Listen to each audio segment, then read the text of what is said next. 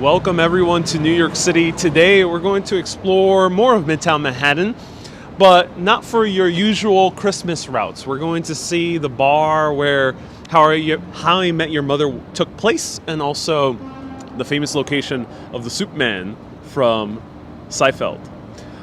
I'm Ariel, you're watching Urbanist. Let me know where you're watching from. We're going to walk around Midtown Manhattan, head our way to Central Park right afterwards. I hope you enjoy it. But for now, I am doing a small little taste test at a fast food place that a lot of people tend to come to because it ends up being like a very quick area to visit. This is Le Pont Quodent. Ooh, pardon my French. But Le Pont is something a lot of people always say that they stop by. So I'm going to do a quick taste test of Le Pont. So welcome everyone. Nice to see you here. I'm Ariel. I'm doing a very quick taste test of Le Pont. I got myself a very short Americano, and I got myself a little passion fruit tart, which is awesome. So look right there, passion fruit, little mini tart. They have a larger one as well. So let me try this place. I rarely come to this place because it's more like a bigger chain, but I needed to come here very quickly in order to grab a nice quick cup of coffee because I need one, and I said, why not? Let's try something that's a little bit more commercial that a lot of people come. All right.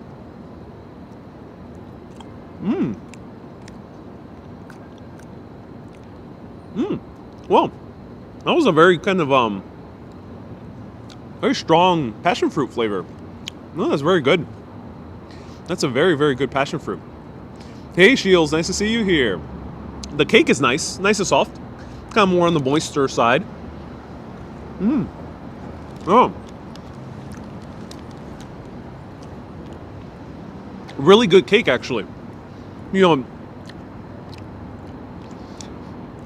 I might have misjudged this place. I've always refrained from trying it out because to me it struck me as, I mean this no offense to anyone who might like it, it struck me to me as more like a Panera Bread.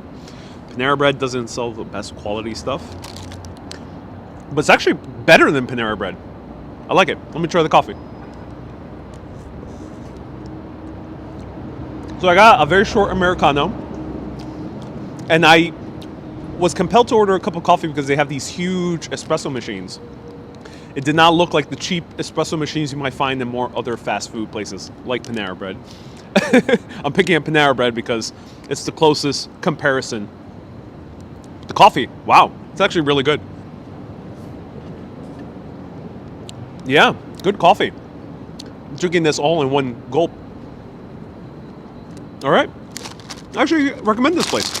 It's nice if you're in a pinch in the middle of Midtown Manhattan. It's a nice, quiet place to go. Another reason I came here was because I really had to go to the bathroom. To be 100% honest. And during the pandemic, a lot of the other places have their bathrooms closed, like other coffee shops that I prefer to go to. So if you're really in the pinch, need some ample seating, and need a quick cup of coffee, I like this place. All right, let's continue walking around.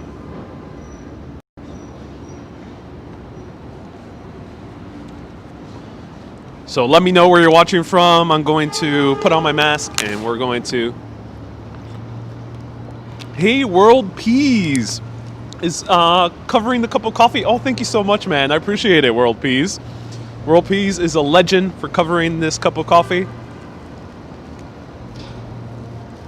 Melanie loves my jacket. Oh, I'm so glad you do. Thank you.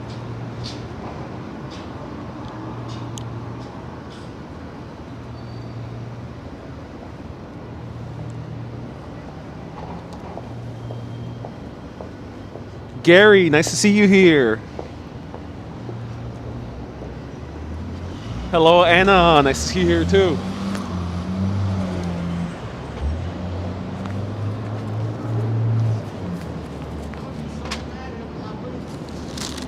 All right. Hello, Dave from Newcastle. Hello, Hitchum. Welcome. Nice to see you here too. All right, so let's go. This was the place I visited. They're all around the U.S. basically. definitely all around New York City. They always have super ample seating.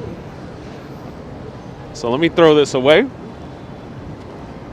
Hey man, your lives are awesome, says Bernardo. Oh, thank you so much, Bernardo. Hello, Elisa. Today you're studying. Oh, thank you so much, Elisa. Love Prep Manager Coffee too. All right, maybe I'll give it a try next time. They're nearby. Though they're not so kind of cozy as La Pan. La Pan is a bit more cozier. Or a lot more cozier, actually. So people might recognize this place from a very famous show about nothing. Let me know what show this location is based on. The Soup Kitchen. And let me know, what soup would you get if you were to go to the Soup Kitchen? That's right, ladies and gentlemen. No soup for you! This was featured recurring character in the amazing sitcom Seinfeld. Written by Larry David, starring Jerry Seinfeld. And here is, it was actually based on the real life location of the Soup Kitchen, which we're seeing right now. So let's go across the street. I'll show you a little bit better right there, the Soup Kitchen.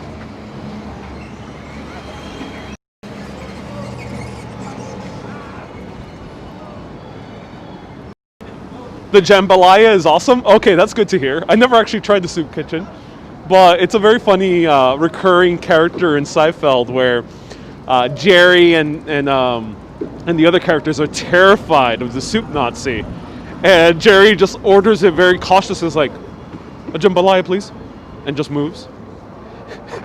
And the other guy, please remind me of his name, the one who's bald. He orders it very, very scared as well, and then notices that there's no bread in his bag, and he looks into his bag. He's like, "There's no bread." He whispers to Jerry, and Jerry's like, "No, forget about it." And he says to the soup Nazi, "Hey, there's no bread here." George, thank you so much for reminding me of the name. George says, "There's no bread here," to the soup Nazi. It's like, $2. And George was like, "But other people get free bread." $3. And he's like, "What?" And the woman just snatches the soup. He's like, "No soup for you." So that's what it's based on. I highly recommend seeing the clips on YouTube. All right, let me show you the next stop here. The soup Nazi in Seinfeld is not a reflection of the actual business. It's a made-up character, just based on this real-life location.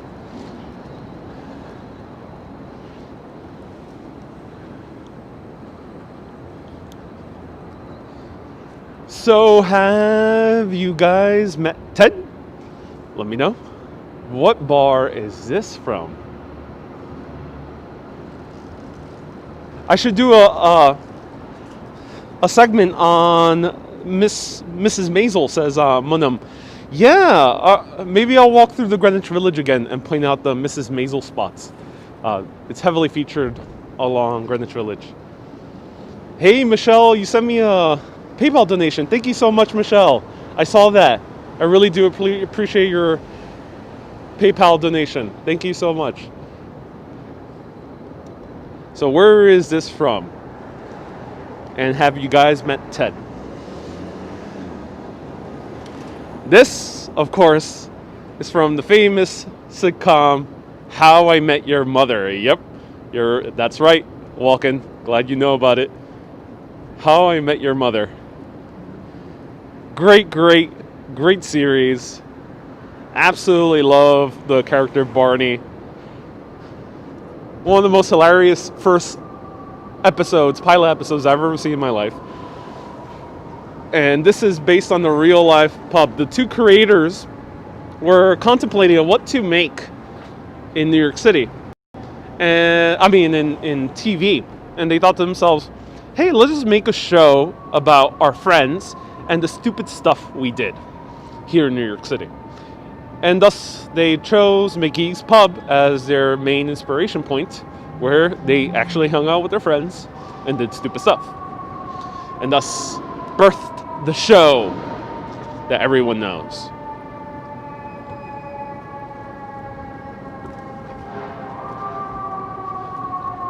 So it is open. I'll take a peek inside. I'm going to take a peek inside through the window. I'm not going to indoor places, so that's why I didn't go inside. It is open for business, but no outdoor seating, unfortunately. But that's the bar. Not super exact like the show, of course. And in the show, the exterior is shown on a smaller street, not a huge midtown street like this. So it leads a lot of people to believe that in the context of the show, the street is actually more like Greenwich Village or the East Village. So yeah, it is open for business, McGee's. So you can come in, but they have no outdoor seating, just so you know.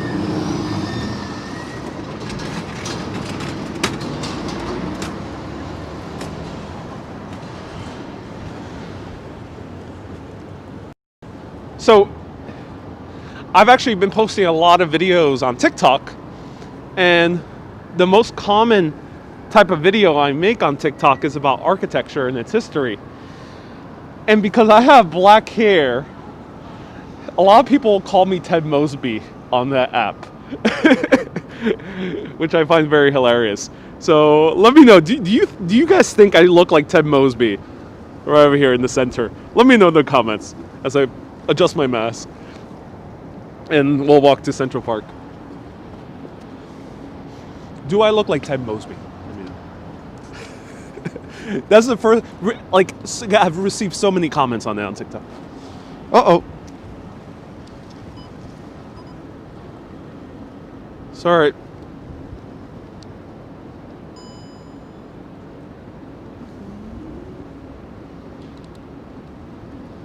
There we go.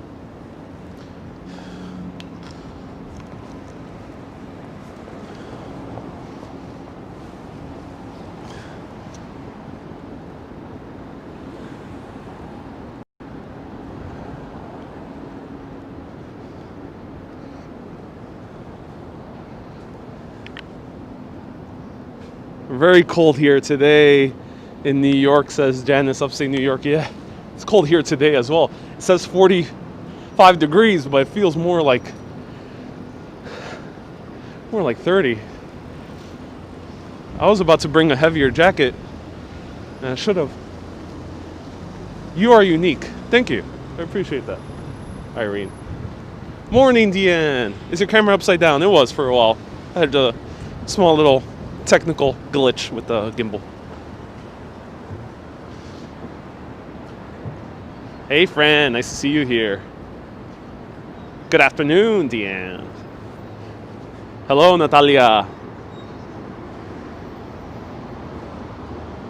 Robert says take off your glasses to see the comparison. Hola, Natalia.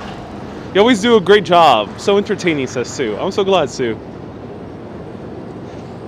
I remember first watching the episode where they went to an epic burger crawl. Regis was in it, and they went to the Corner Bistro. Oh, they did. And well, that's what they said, but it obviously did not look like the Corner Bistro, says Ben. Yeah, because that show, that sitcom, wasn't shot on location. It was all shot on Hollywood sets. So no on-set location, unlike say a show like Sex and the City. Oh wow, it's cold, ladies and gentlemen. Cold. Ooh, windy as heck. Michelle says, thank you so much for the walks. I'm also as funny as Ted. Oh, I'm glad. You look like a British singer from the 1990s, says Manolito. I do. Interesting, Manolito. That's a interesting comparison. I've had people who thought I was British before for some reason. Momon, you gonna do a segment on ropes? I don't do interior dining at the moment, so no. Beautiful place though. I have photos of it. I'll post a few more. My friend Jen O'Brien did a video of it. I helped her film it last year, so I'll link that video afterwards.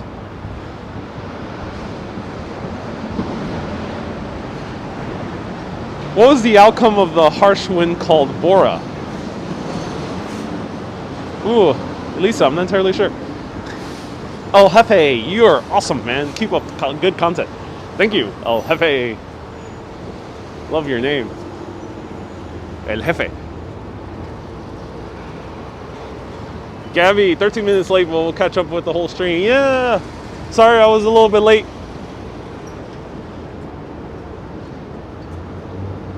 Uh-oh.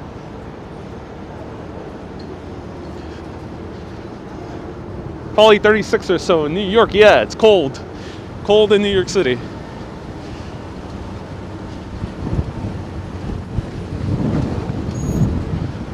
Will you be at the Christmas lighting?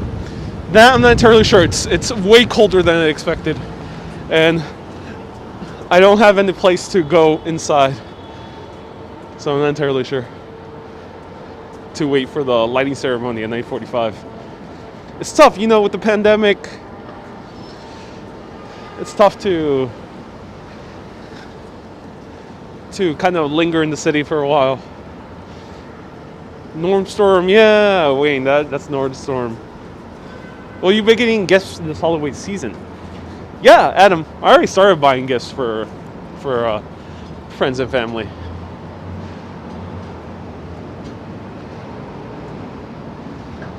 Love the stream I did with the walking show, says Guitar Git. Oh, I'm so glad. Troy! Only keep it positive. Tell me something you do enjoy about New York City.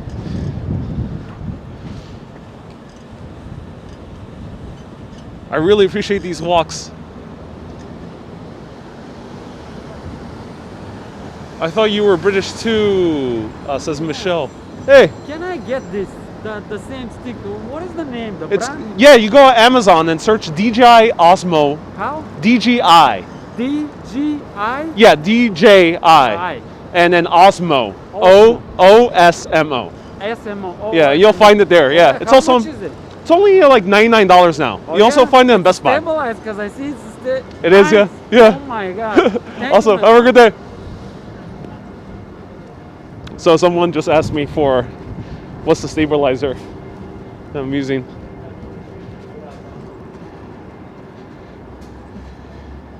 Am I mispronouncing it? I keep saying DJI. DJI. That's so hard to pronounce in one flow. Do you have Insta, Michelle? Yes, I do.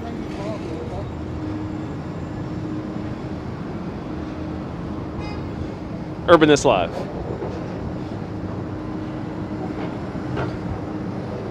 These walks have inspired me to walk any time of day. This pandemic has got me down a little bit. I hope you feel a little bit better. Yeah, I know how you feel. I know it could get a little bit tiresome to be stuck inside the house. So yeah, walking is beautiful. Linda, I'm a Yankees fan. I don't really follow baseball. So the only allegiance I have is to my home borough where I grew up, which is Queens. And the team that plays for Queens is the Mets. So I'm a Mets fan. But granted, I don't know anything else about baseball. Here are the towers that collapsed on each other in Cloverfield. The main characters had to go up to save the girlfriend of one of the main guys who was in the tower that was collapsed on the other one, toppled on the other one.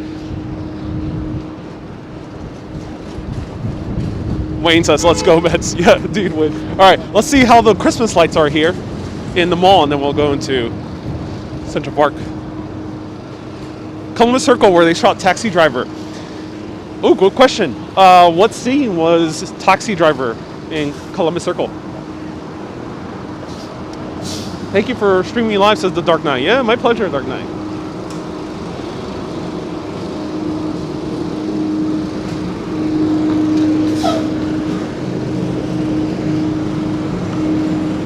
Is it cold? Freezing. Freezing cold. The politician's speech was in Columbus Circle. Thank you. I don't remember that film too well. Just remember the scene.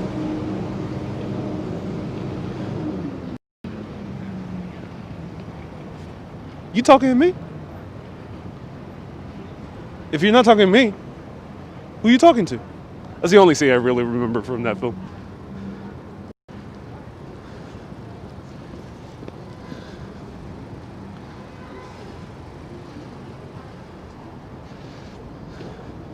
So these guys are very strict anti-camera, so I'll show it to you from the outside. This mall. This is the Columbus Circle shops.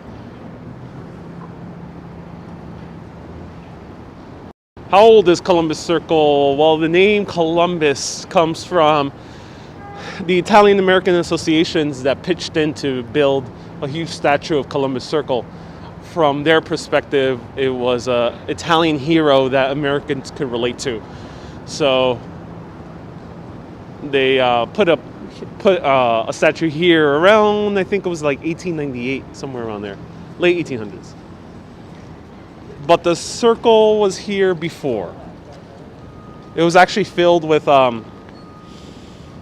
like a huge bar.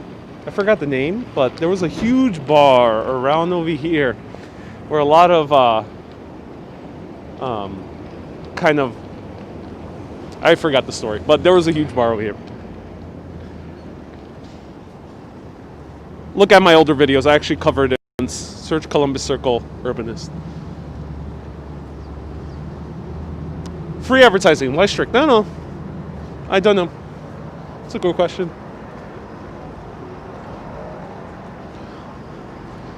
Hello, Rosaline. Nice to see you here. Hello, Judith. Your videos make me want to move back to New York City, says Doug. Oh, I'm glad, Doug. Walking is great for overall health. It is. You and Mickey are great, says Kim. Yeah, Mickey's awesome. I've done a few videos with her a few years ago. Am I afraid of COVID, Troy?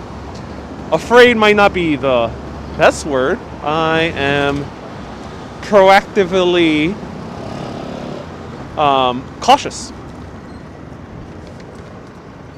Am I approaching Mordor Tower? Yeah, it looks like Mordor.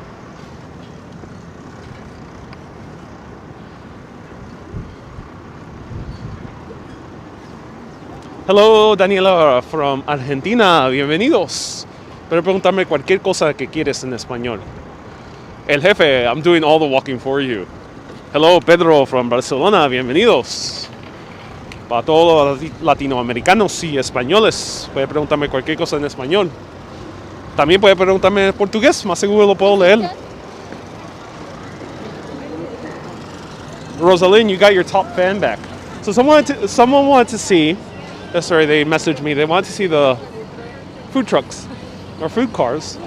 And they're basically, all of them basically just have hot dogs. This one's the Nathan's truck, it has hot dogs. And French fries. And now I'm covered with pigeons. And there's the halal food trucks as well, right here. I love walking. It helps me calm my anxiety. Yeah, it's a great way to calm down. So in these more general food trucks, you can buy a lot of things. I'm actually always astounded by how many different things they sell. It wouldn't be necessarily good, but if you're in a pinch, maybe. I used to actually eat this when I was in college. But you can buy egg and cheese sandwiches. You can buy chicken over rice on a pita. You can buy a donut. You can buy a muffin.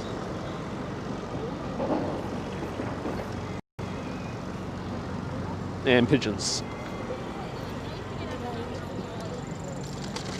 And also, like, now is not a time.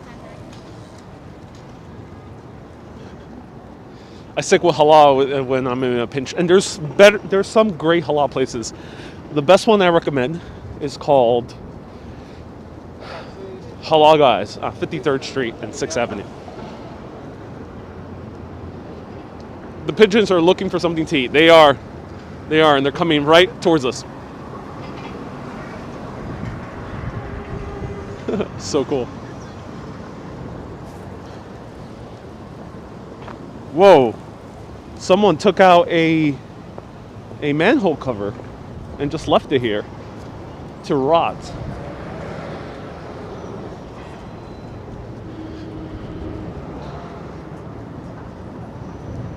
Here is the memorial for the soldiers that lost their lives at the USS Maine.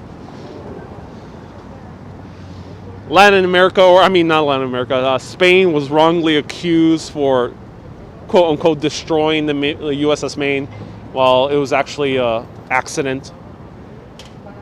It was a boiler explosion within the ship. The Spanish were not responsible at all. And here are the pigeons, they're back. So, statues in New York City. One of the best uses for statues in New York City are for places that pigeons can hang out in.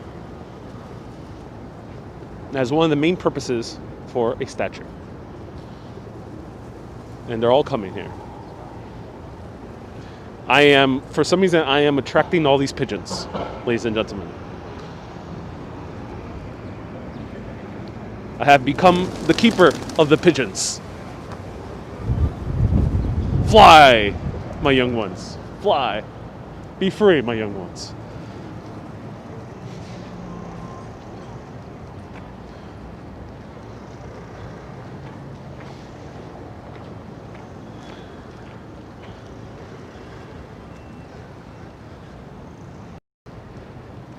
So I'm officially now the keeper of the pigeons. So it's like a Naruto character. 4K Wanderer, looking forward to the philosophical chat. I'm so glad you are, 4K Wanderer. And Stizzy, you say I clearly watch Action Kid. Well, Action Kid is a friend of mine. Collaborated with him before. But just for people who are new to watching my show, I've actually been making live videos for 4 whole years, since September 2016. Been doing it for quite a while. Just it wasn't on YouTube, it was on Facebook.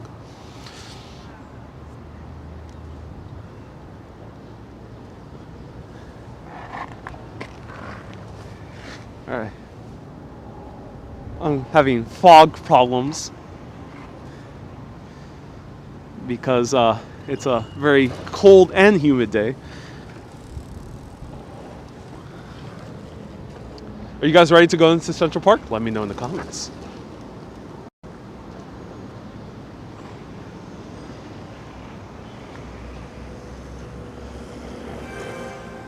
Guitar, what's my real job? Guitar, I don't have a real job. I wander the streets like a vagabond. My entire life is in my backpack. All I do is go live. Someone's taking to Instagram. My real job is this. I'm a filmmaker and storyteller. But might as well be also a vagabond, because I love wandering. I would do it even if I weren't being paid for it. I'm still wandering around. Don, you just read about the cave in Central Park. Yeah, I've shown that cave a few times. Facts, bro. You're awesome, says Coles. Thank you. Indeed, yeah, great, kind of interesting photo shoot.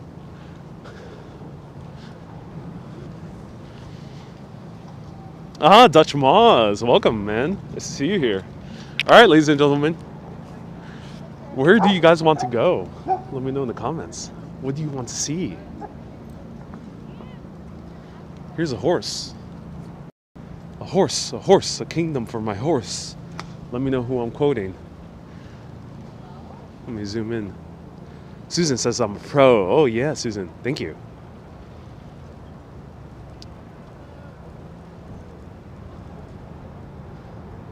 Come on, guys. Someone must know Shakespeare. A horse, a kingdom for my horse.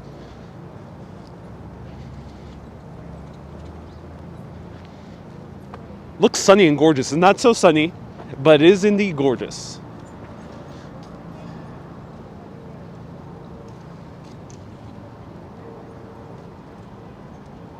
Here are the super skinny skyscrapers of Billionaires Row. We got the Central Park Tower, we got the Steinway Tower, we got the MoMA Tower, we got towers, tall towers, towering towers that tower over above our heads. Is there a Christmas tree in Central Park? As far as I know, no. But maybe we'll find one. It's a good question. Storytellers create the world.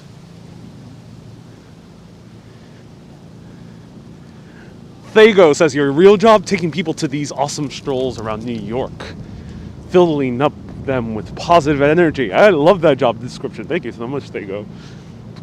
All right, we're gonna visit the bridges of Central Park, not of Madison County, because this live stream is not going to be a romantic epic film. But instead, we're going to visit the bridges of Central Park. King Richard III. Is that quote from King Richard III? Let me know. Hey, W2. Just subbed after your recent collab with The Walking Show. Thank you so much, W2. Would you like to have an apartment with a balcony? Yes. I would not move to a high-rise apartment building that does not have a balcony. So I'll be moving at some point to one of these penthouses right over here. I'll be moving to one of these penthouses. Not to the super skinny skyscrapers, even though it would be really cool to wake up above the clouds. I would prefer to have some outdoor space. Let me know. What do you prefer? Wake up above the clouds, but no outdoor space? Or have a penthouse apartment, but you're waking up below the clouds?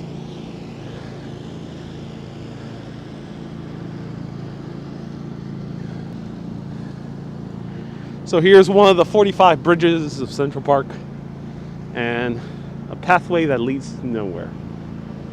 A dead end.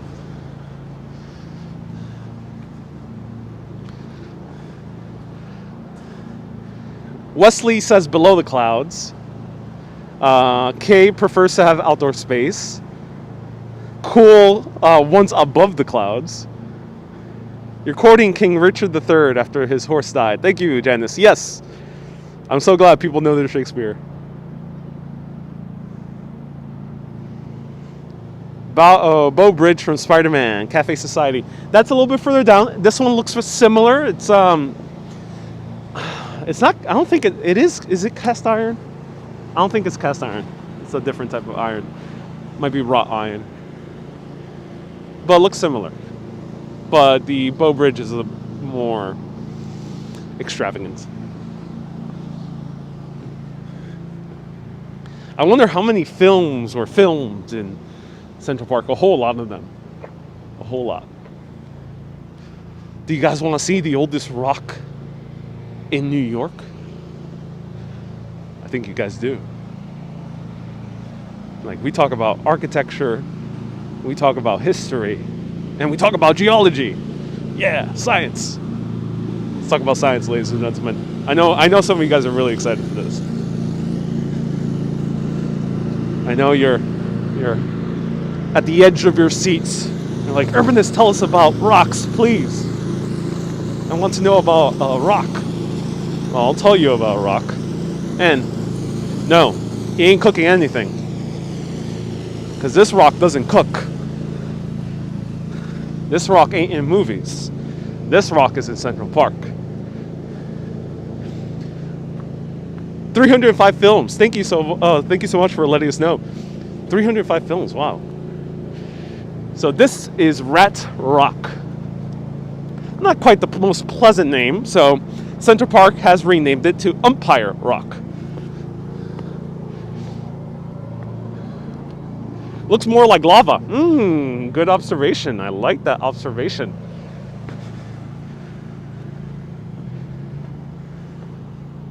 I really do like that observation. It's actually surprisingly empty. Usually there's a lot of people on this rock. This rock is wannabe mountain climbers use this rock to practice on this other side, which I'll show to you soon. Let's go. Oh, here. Get kick-ass views. There was like the earliest film filmed in Central Park was a silent film that apparently was lost. It's one of those rare lost films that almost no one knows about.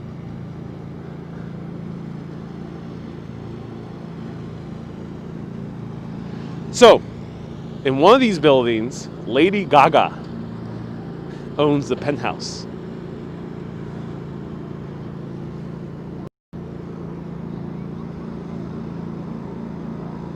Daniela, I would like to be here someday.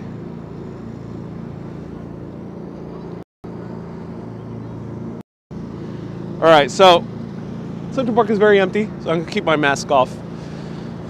Unless if I run into a bunch of people. Or the elderly. So rocks. Let's go back 13,000 years ago. Not in the galaxy far, far away, though. In this galaxy. In this city. 13,000 years ago, or 15,000 years ago to be more precise, there were glaciers that were anywhere between 1,400 feet tall to more than 2 miles tall. So 2,000 plus feet tall. That means glaciers were covering New York City taller than this super skinny skyscraper right over here. This was the glacier maximum.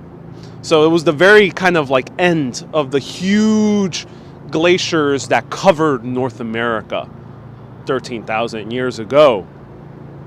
But then suddenly those glaciers started melting, and rather rapidly.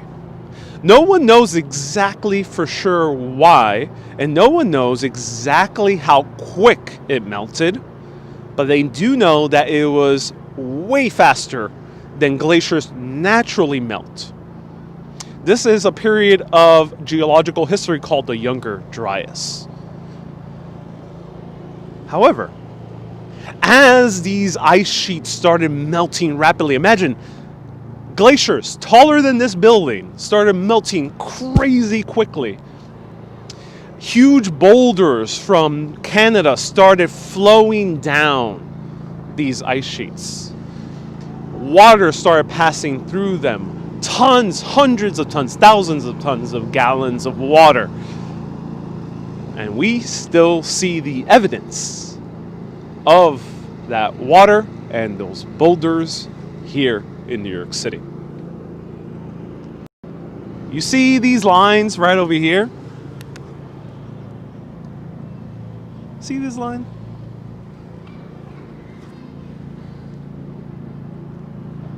You see it?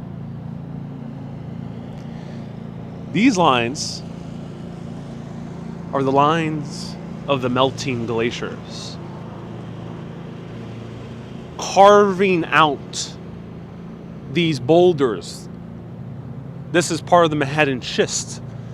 But if you go to other parts of Central Park, and I'll zoom in here because it also left huge boulders called glacier erratics. You see that rock there on its own between the trees? That is a glacier erratic. So it carved out the landscape of New York City. So this right here, ladies and gentlemen, is 13,000+ years of history that you're touching here along these ridges. They're called striations.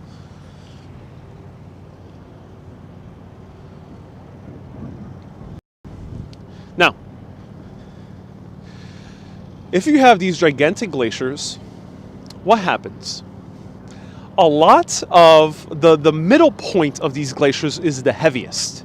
So even if you were to take an ice cube, and don't quote me on this, do your own research beyond, because I'm not a chemist or a scientist per se, but generally the midpoint of a cube of ice or a glacier is the heaviest. That was the case here in Manhattan.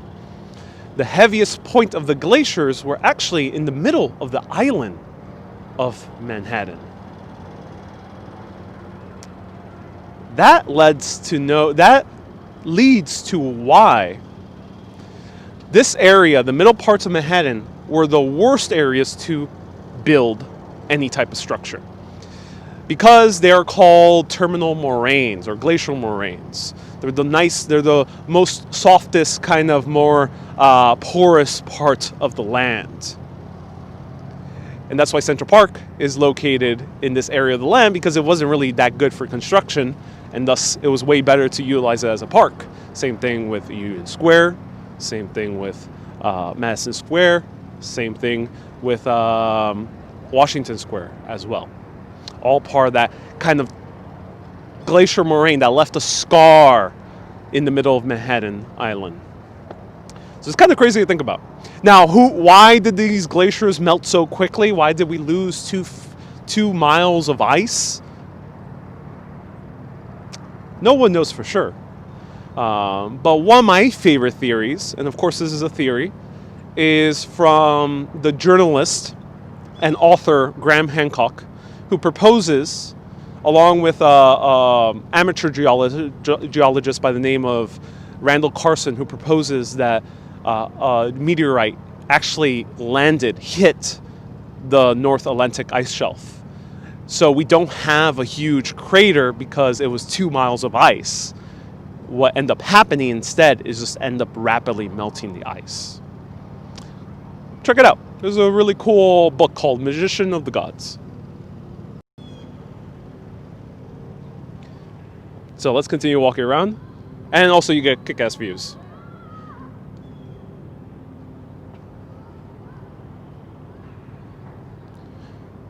Adil, nice to see you here. Welcome. I saw the Beatles in the forest one day. Oh, I'm so glad you saw. Which Beatle did you see? Was it Lennon? Lennon loved to take strolls through here. All right. The lines defo indicate that it was a rapidly melting ice. Yes. There could have been other reasons. There could have been a massive volcanic eruption, but I don't think that's a popular theory because there's not that much evidence for it. It could have just been the slow melting process. That's what mainstream science tends to say, even though there's not that much evidence for that either. All right, I'll show you around.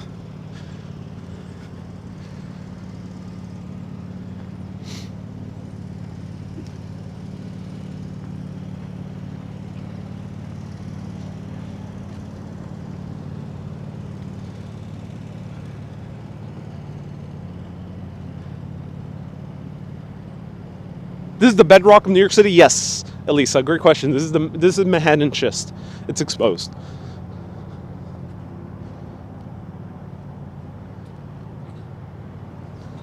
All right, let me go down through here.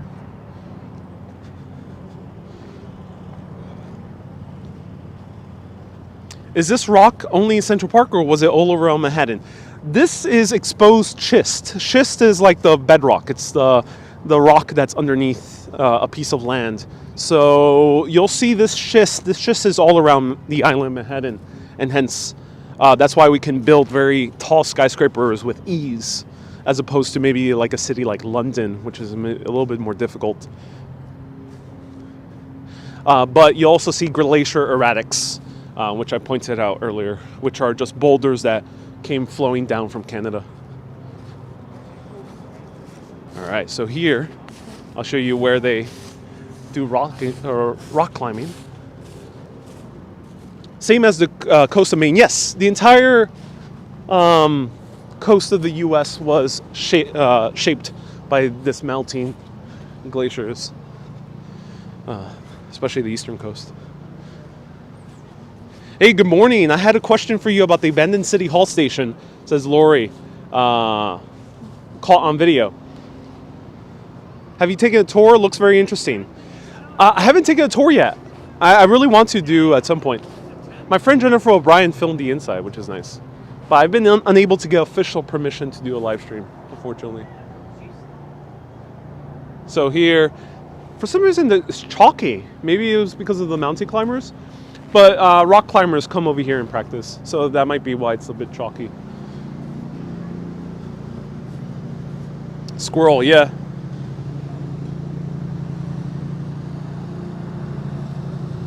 So there you go. Always a teacher, never a killer. Anyone recognize that's where that's from? Why no? I don't know where that quote is from. Great quote. Squirrels here are very hungry, so they're approaching one more and more and more.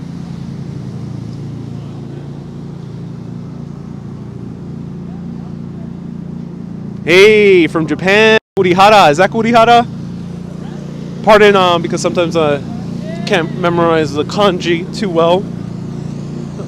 Do let me know if you're Kurihara, or if you're someone else, let me know how to say your name in English.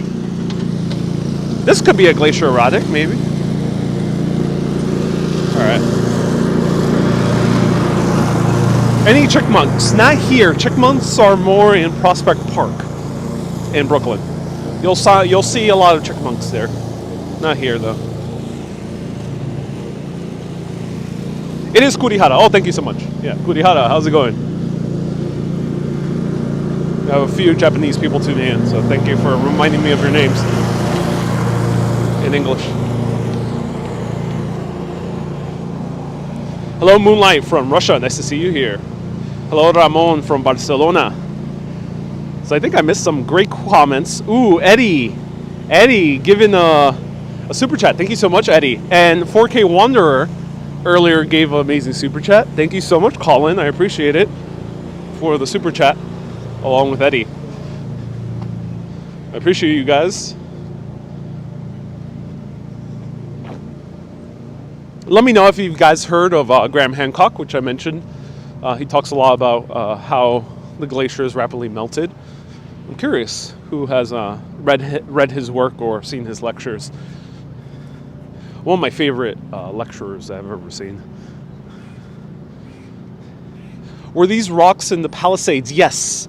The Palisades were also carved by the melting glaciers, as far as I know. But then again, also do your own research, because I am not a geologist. I just superficially know from what I've read.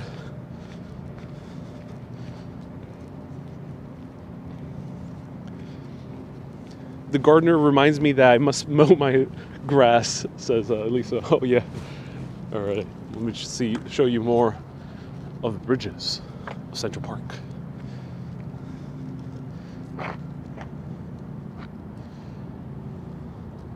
There is a new comfort station at 61st Street. I built it last summer. Oh, Big Mike, were you involved in the construction? That's cool. That's so cool. Yeah. Yeah, we're over here. That's awesome.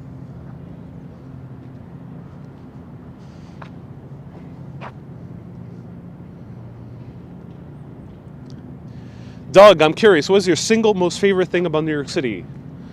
I've answered this question a few times. In my opinion, it's walkability.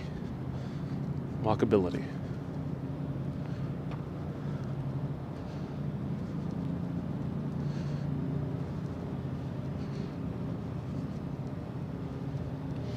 The thing that blows my mind is that Central Park is beautiful in every station. Yeah. Central Park is in every season. Yeah, it is. Absolutely gorgeous.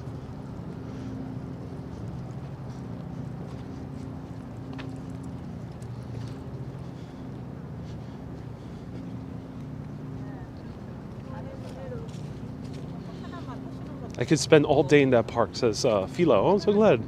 Lanaki, welcome. Just woke up. Is this legendary Central Park? It is, Moonlight. The legendary, the marvelous, the beautiful, the majestic Central Park.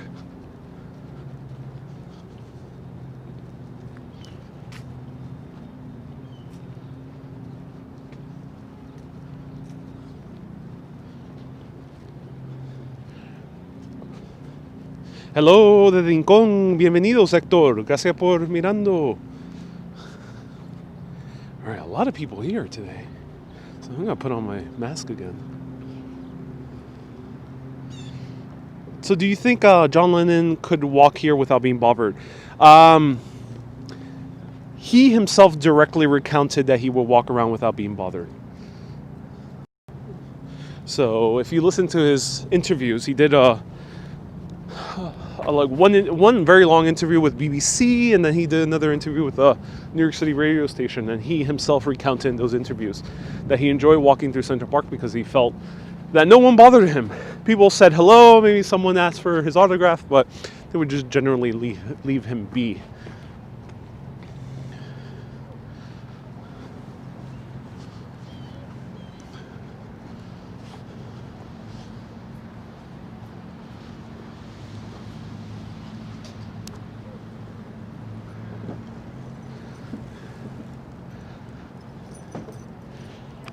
Or I'll show you Tavern on the Green across the street.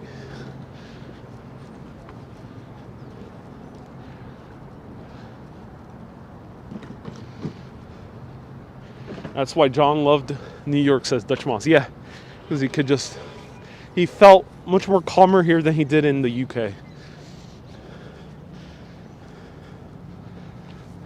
Do you track your steps? Says Doug. No, I do not.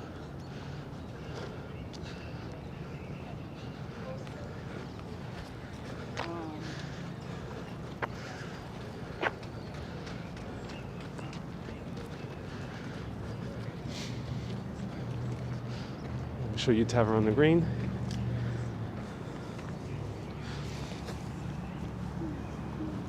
I wish it was snowing today. That would be nice.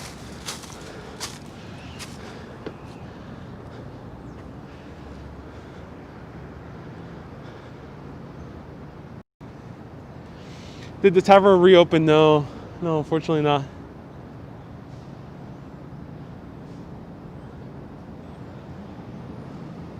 How cold is it today? Very, very cold. So 42 degrees Fahrenheit, but it feels colder because of the wind and the humidity makes it feel a little bit more chillier.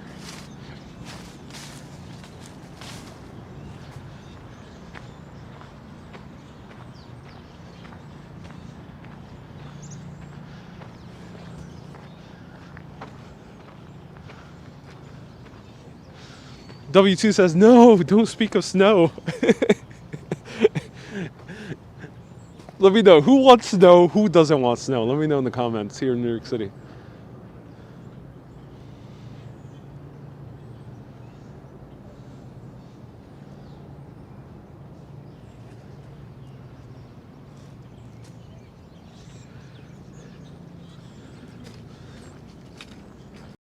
There's a lot of questions about John Lennon. Do you guys want to see his house? We're pretty nearby.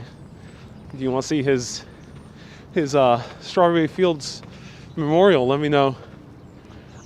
There's a lot of cool things to see in Central Park. Let me know. Oh, lots of blackbirds. Look at that.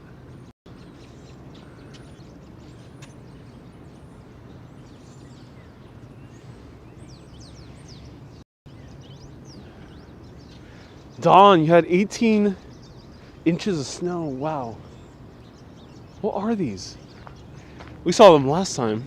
I'm always down for some John tours. All right, I'll tell you a little bit more about John Lennon. But first, let's check out these birds. Let's say hi to them. Who are these guys? Let me know.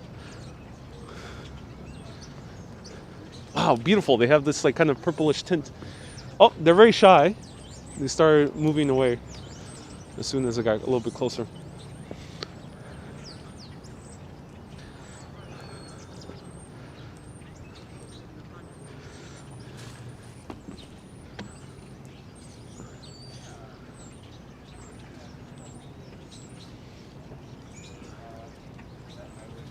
This is the Great Lawn. No, this is Sheep's Meadow. Sheep's Meadow.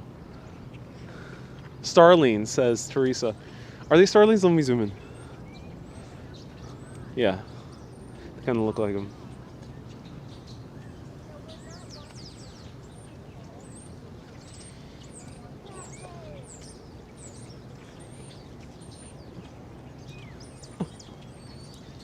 Beautiful.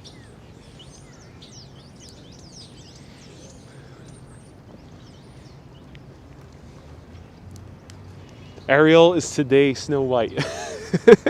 Indeed, I bring all the birds to the yard. Damn right, it's better than yours. Let me know what I'm referencing. I've been surrounded by birds, ladies and gentlemen, today.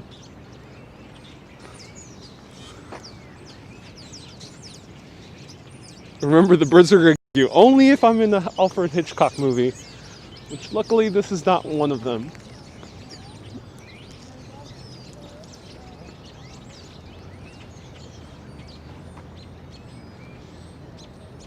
Hopefully this is more of a rom-com than a Hitchcock film.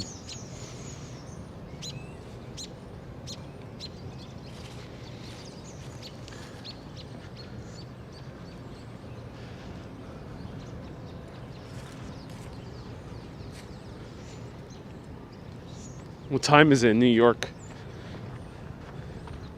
Ask Steve.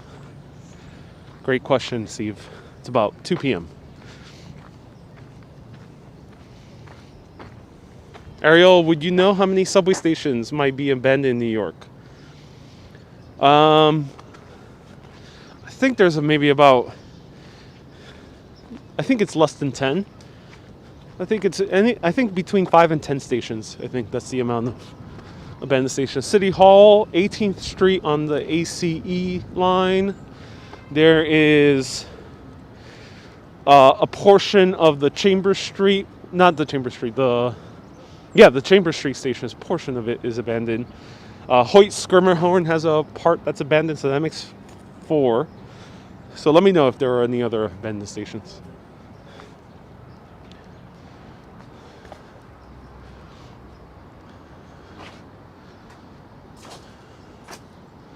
Dutch Moss is here. He knows a lot about New York City as well, so Dutch, let us know.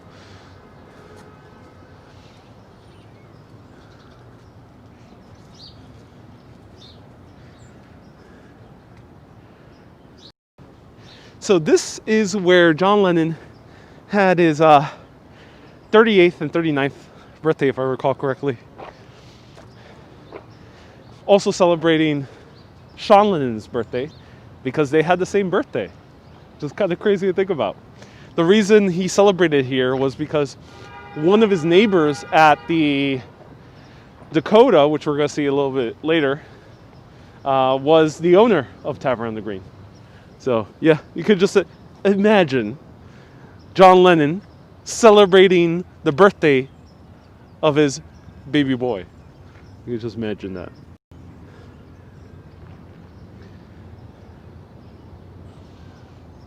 Beautiful boy.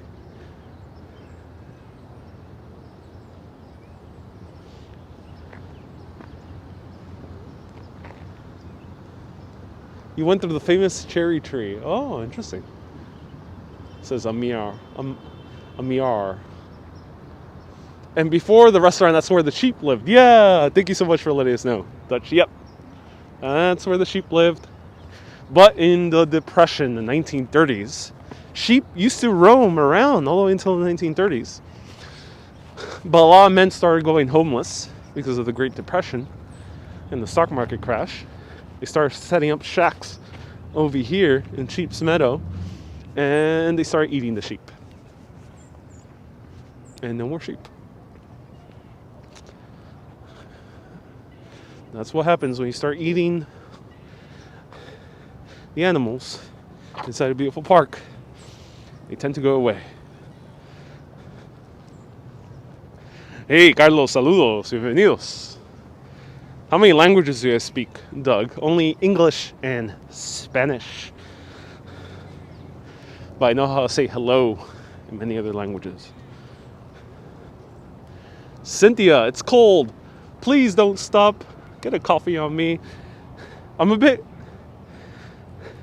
filled up on coffee, but perhaps I'll show you something else. Thank you so much, Cynthia, for the super chat. I appreciate you. Lennon's best album. I think it's the second to last one. I just love, like, the song Beautiful Boy just blows me away. It's such a beautiful song. What's the name of that second to last album again? Is it Milk and Honey? Yeah, it's Milk and Honey, I think. I'm just blown away by that song. Beautiful, beautiful, beautiful boy.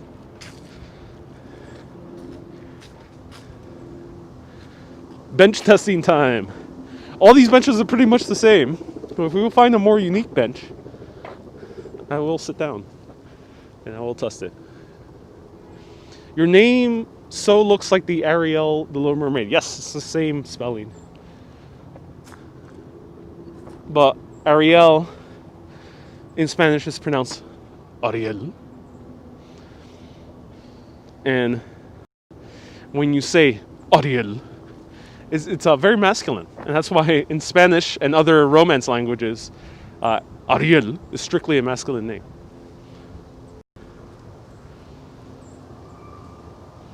Tell us the story of your name. It means Lion of God in Hebrew. But my father is also named Ariel, and I got the name from my father. But he got the name. My father was actually originally going to be called Dwight, based on the American president at that time, Dwight D. Eisenhower. But my grandparents decided against it because they thought it sounded a little bit too American. So they opted for a name of a close family friend called Ariel. Here is the statue or a memorial of the 7th Regiment that fought in the Civil War, 1861 to 1865.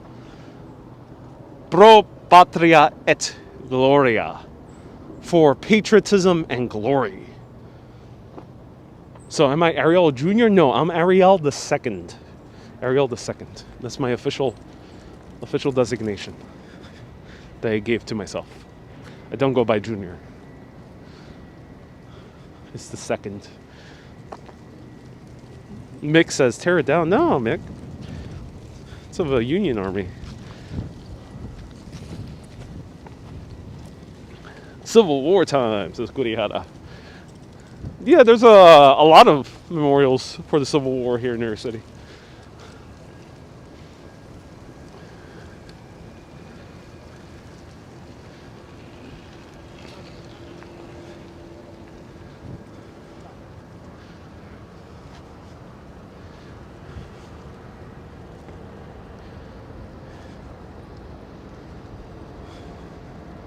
In Greece, it's not allowed to have the son to have the same name as the father. Really interesting. It's very common in Latin America. A lot of my friends, because I grew up in Jackson Heights, Queens, most of my friends were Latin American, mostly from South America, a few Mexicans as well, and a few Dominicans. Basically all my male friends have the same name as their parents, as their dad, which is crazy. Like, literally all of my friends from elementary school had the same name as their father. It was like a funny inside joke between all of us.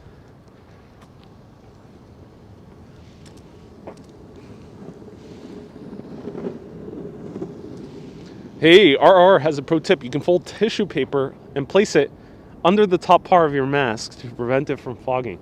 Oh, I might need to try that.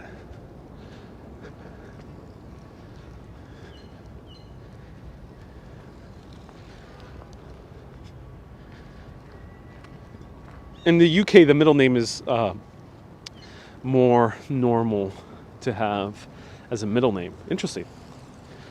Hey, let me know if anyone's named after their father. Let me know. Let me know if there's any the seconds or juniors out there.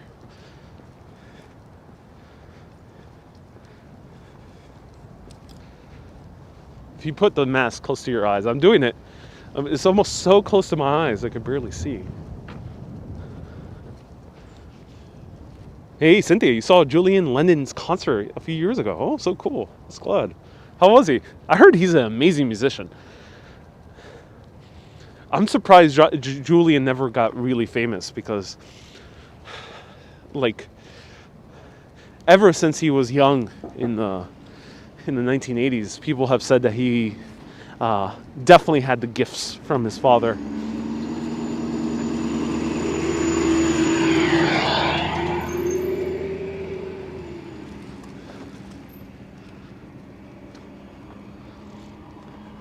Elisa, you have two names.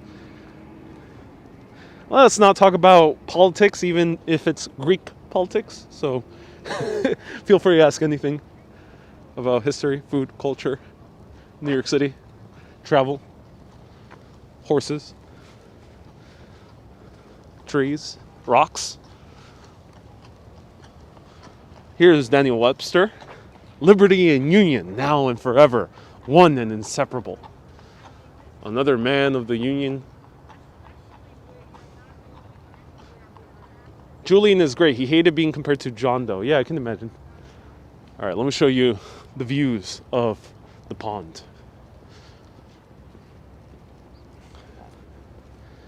Good evening from Athens. Welcome, Phivos. And Sean, he's a musician. Yes, he is. I've seen him live twice. My own father jammed with him as well. I saw his guitar collection. He said it was pretty epic.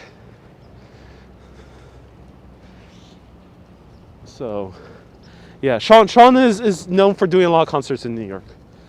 You'll often see him. I saw him with the band of Montreal, which is he's good friends with.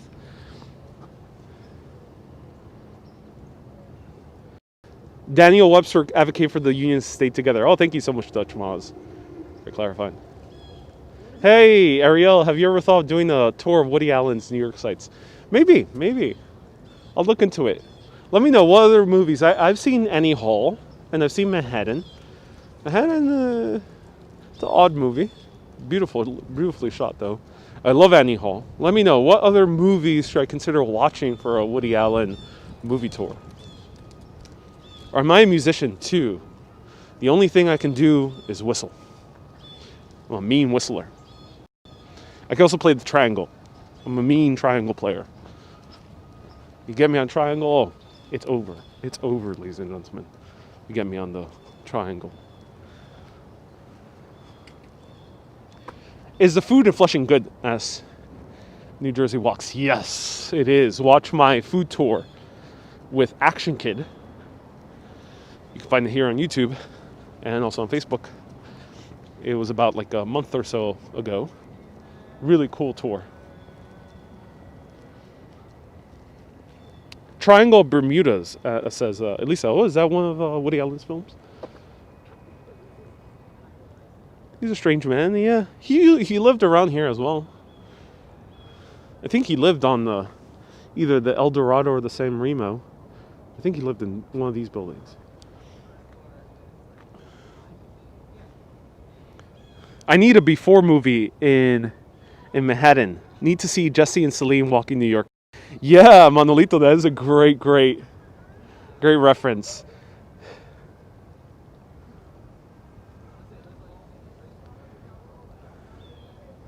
Kiloho! I won't get into the specifics, but I would encourage you looking a little bit deeper into the story. A lot of what was reported in the news, the issue is more complicated than that. So I would recommend doing your own research. So this is the pond here.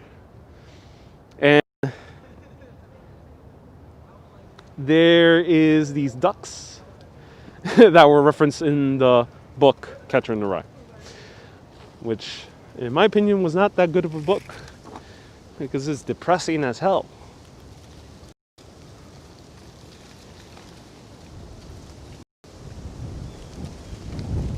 Yeah. Killaho, search what's his name? Search a video. The YouTuber gets really in depth about what transpired and what is more accurate or not. His name is Wiki. So if anyone's more curious about Woody Allen entire kind of scandal that happened, search Wiki, Bostwiki. He does a excellent journalistic video essay about the entire ordeal. Am I subscribed to the New Yorker? No, I don't. Honestly, I don't read much current news or investigative journalism, unless if I'm covering it for a video.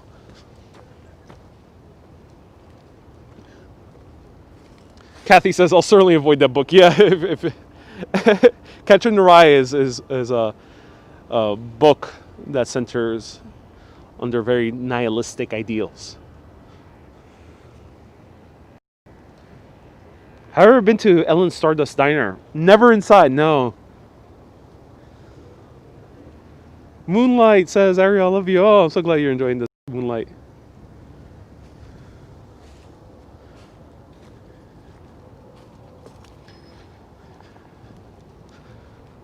All right, let's go. Continue walking around.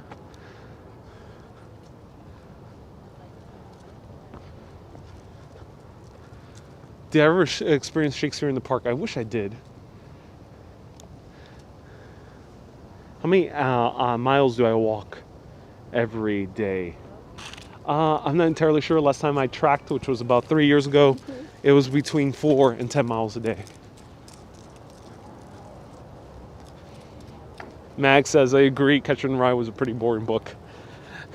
It was forced reading for me in high school. And I get it. J.D. Salinger was a very talented writer. And he definitely captured a side of New York that isn't often expressed. It's more expressed in Russian nihilistic literature, like the likes of Dostoevsky. But why force high schoolers to read that book? That's my bigger question. Let me know if you went to high school in the U.S. and was forced to read Catcher in the Rye. Where's the Dakota building? Oh, we're walking to it right now. Well, let's not get run over by the bicyclists. We don't care about the stop sign.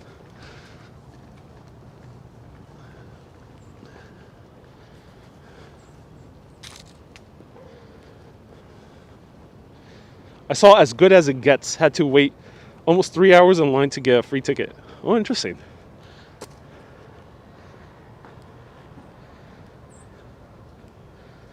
I watched Something's Gotta Give, another great movie with Jack Nicholson.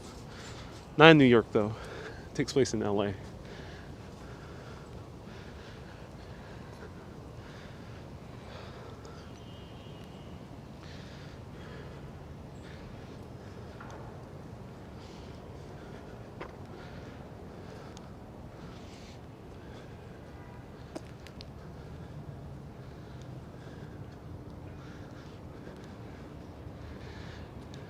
Ariel, do you have to visit? Have I visited Russia? No, not yet. Maybe one day.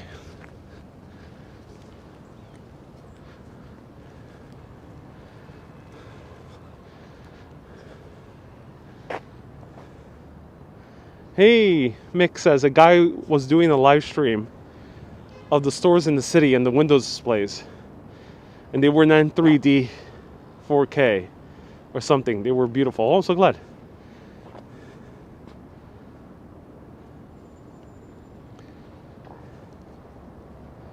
Hey, Tom D, nice to see you here, man. Tom is tuning in. Great YouTuber. Can't wait to hang out sometime. Great to meet you the other day randomly. So, ladies and gentlemen, usually this would be full to the brim with people. I'm surprised the musicians are not here. I think one of them unfortunately did pass due to COVID. There will always be a musician around this area of the benches playing covers of John Lennon and Beatles songs. And there will be countless tourists taking selfies, even during snowy, wintry weather. But today we basically have the entire Mosaic to ourselves.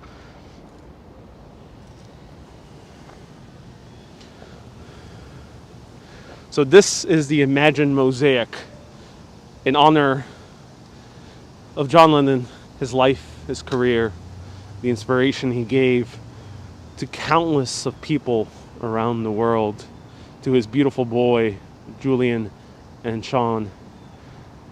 This was, the money to build this was donated by Yoko, who still lives at the Dakota, which I'll give you a closer look. It was built just a few years after his death in 1980. Moonlight, why no? Oh, Russia. I haven't been there yet. I just haven't been to Russia yet.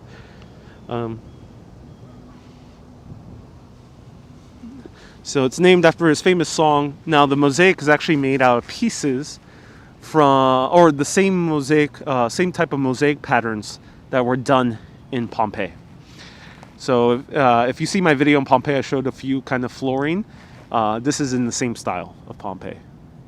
This is along 72nd Street and Central Park West.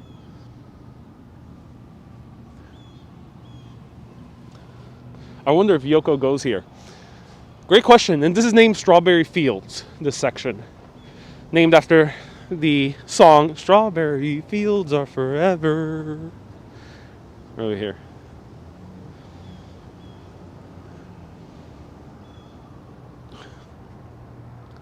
The mosaic of inlaid stones with a single word, the title of Lennon's song. Yes, indeed, Alex. Thank you for writing it down. So right here, surprisingly to see it empty. So Monolito says, unpopular opinion, I hate Imagine, says Monolito. You do? Oh, interesting. I do enjoy that song. But speaking of hating a specific song, one time John Lennon met up after many, many years, or a few years, maybe like 2 or 3 years, of not seeing his producer, Clive Barker. That was his name, right? Clive Barker. They didn't see each other for quite a while, and they reconnected here in New York City. And John confessed to his producer. It wasn't Clive Barker, it's another guy. Do remind me of his name. He confessed to his producer, his old producer of the Beatles. He said, you know what, man? If I could record every single song of the Beatles again, I would.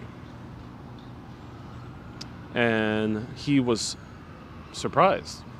He was like, even Strawberry Fields? And John Lennon responded very quickly without hesitation, especially Strawberry Fields. That's the one he hated the most, apparently, John Lennon. Of all the Beatles songs, he wished he could have recorded the most Strawberry Fields. So it's ironic that this entire area of Central Park is named after John Lennon's not so favorite song from his Beatles career. And Yoko's almost 90 years old, is she? Yeah, she was significantly older than John.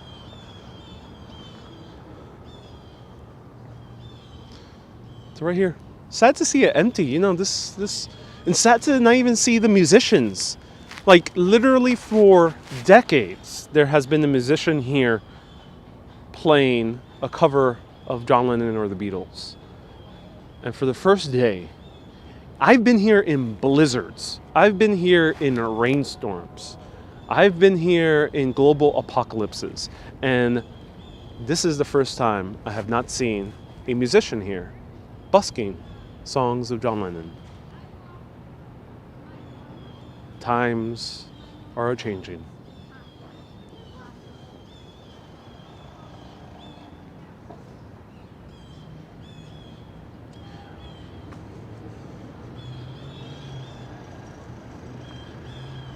Perfect background, Ariel, with the mosaic in the shot. Oh, I'm so glad you think so. I was in Strawberry Fields in Liverpool in the summer. I lived here all my life, says Alicia, and never knew how close it was to you. Oh, that's funny. Strange to see it so empty. Yeah, strange to see it so empty as well. And is this the Dakota? It is. So let's walk to it. When John Lennon was killed, it was very shocking indeed. Moonlight says, I invite you to come to my cold city of Ekaterinburg. Oh, thank you. Yeah. Maybe one day I'll explore more of Russia.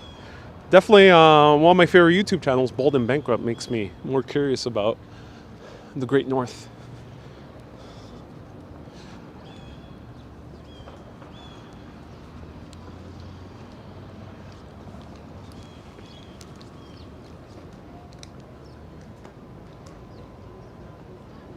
I've been there last week and it was busy with a lot of musicians. Oh, cool.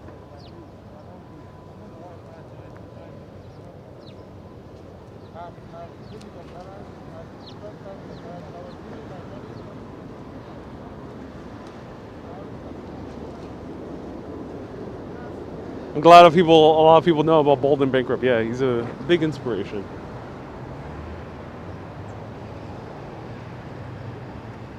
I felt more comfortable chatting with people as I'm doing these walks because of watching his videos.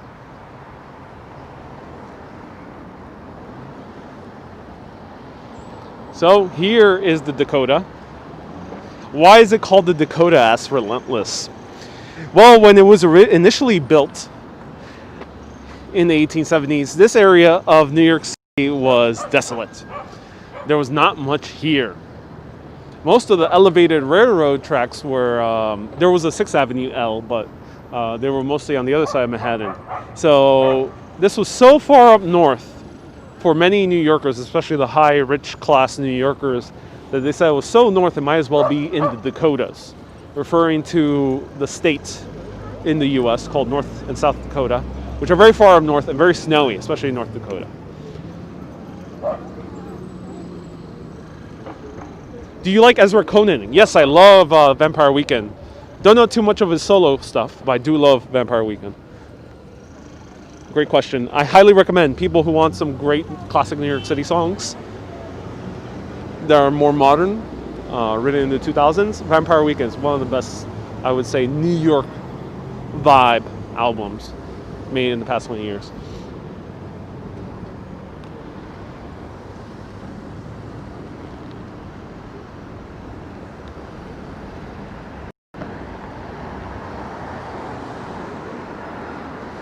You are zooming on Yoko's apartment.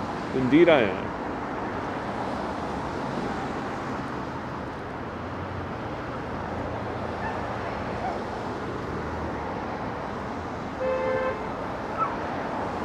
Have I been inside the Dakota? No, and haven't had the opportunity to go inside.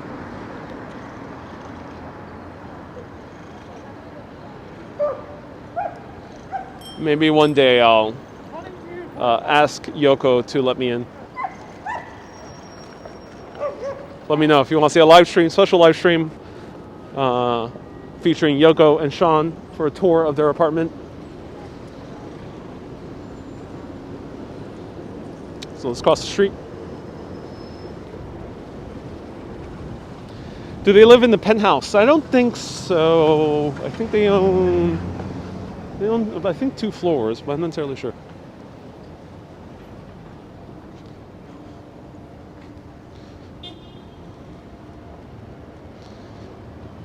All right, so right over here, he was shot right in front of the front gate, unfortunately, 1980, December, just after his 40th birthday. He actually refused to his driver to let him. John Lennon was a notoriously bad driver, so he really never drove on his own, so he always had a driver. And that night, he refused to let his driver drive him inside into the courtyard, which is customary for a lot of the residents. And that's where that man, who I won't mention his name, came and shot him.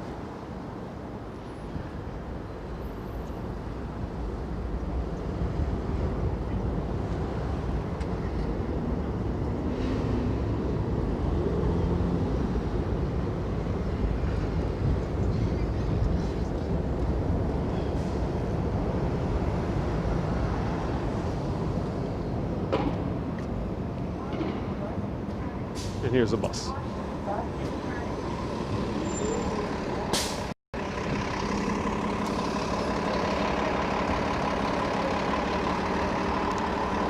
guys want to take an impromptu bus ride? Let's do it.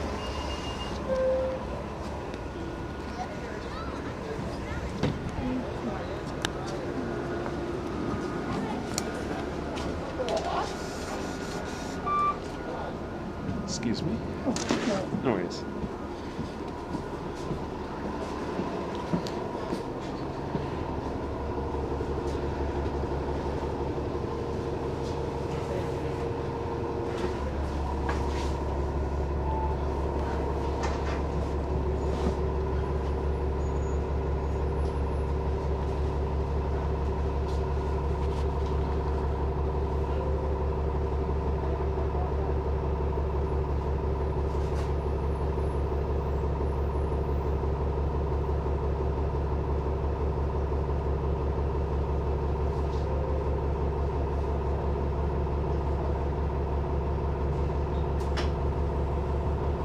Doors closing. Hey, Action Kid, nice to see you here. Glad you want to see the gargoyles yet.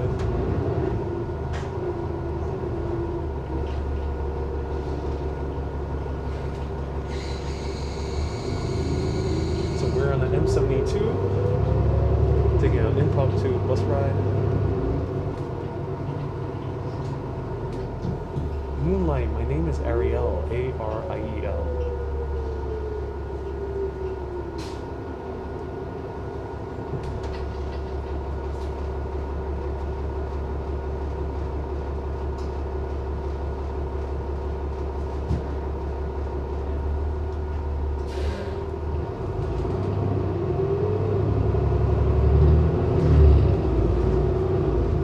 Next stop, Central Park West and West 70th Street. This stop is Central Park West and West 70th Street.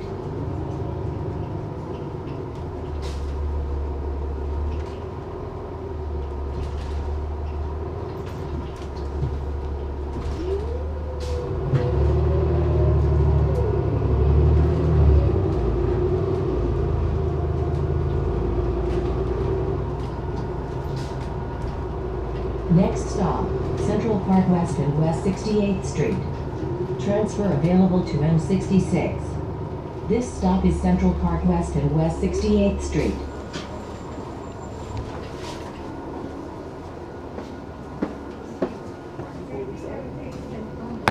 I go to the 72nd George Avenue. Yes, you're on the right place. Please exit through the rear door. I thank you very much.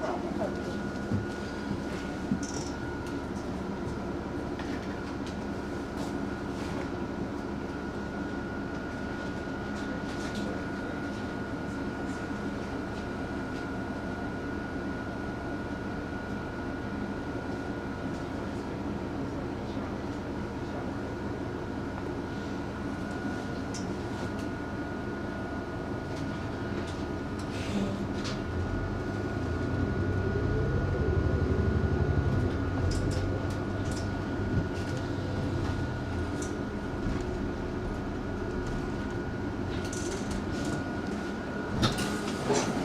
Thank you so much. All right, that was a very quick bus ride. Just wanted to show it to you.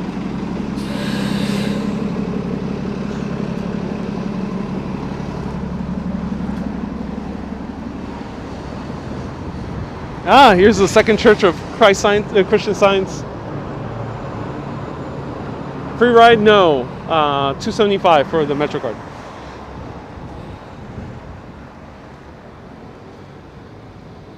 All right, I gotta adjust my mask one more time.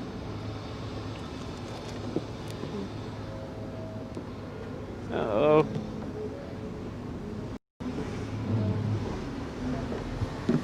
I can't balance on these things. Okay. So if I miss any questions, feel free to ask me again. Let me know if you guys want me to continue walking around. Let me know what you would like to see in this area. I'm doing it very kind of free-flowing. Don't have any certain objectives. But here I can put my stuff down. Let me adjust my mask.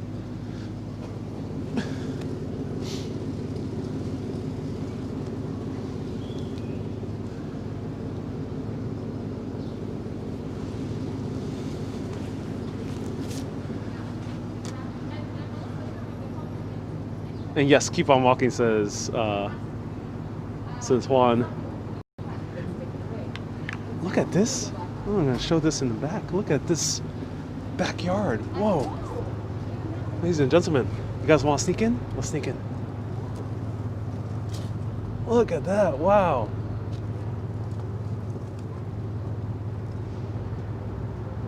$2 for that short bus ride. I have a Metro card, so I have an unlimited Metro card, so I just decided to do it impromptu for fun.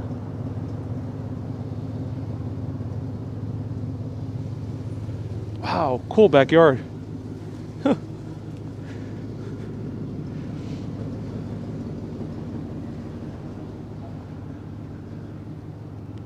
Walking to Yankee Stadium.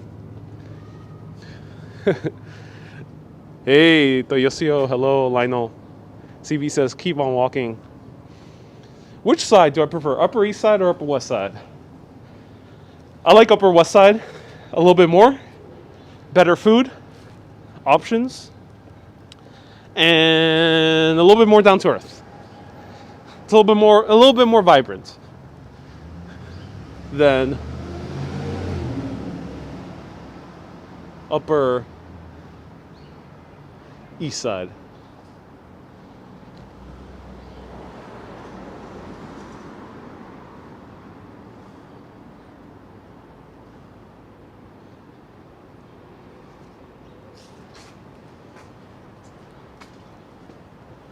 Ah, there's a church here. What is this?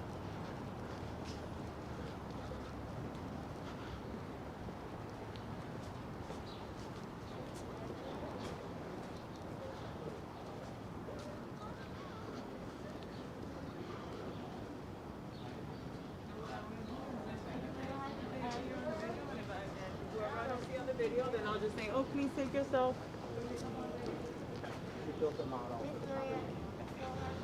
So this is a synagogue, and right next door is the York Prep School.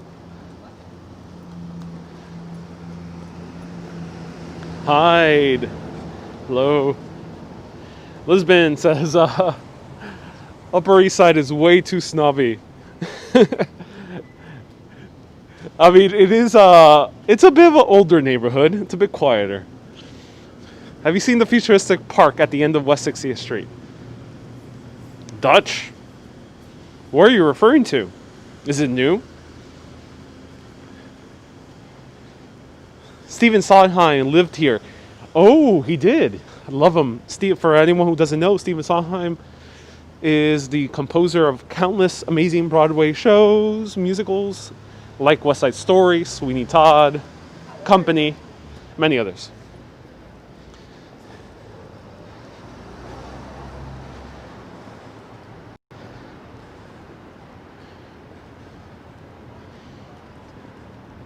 It's very new, says Dutch.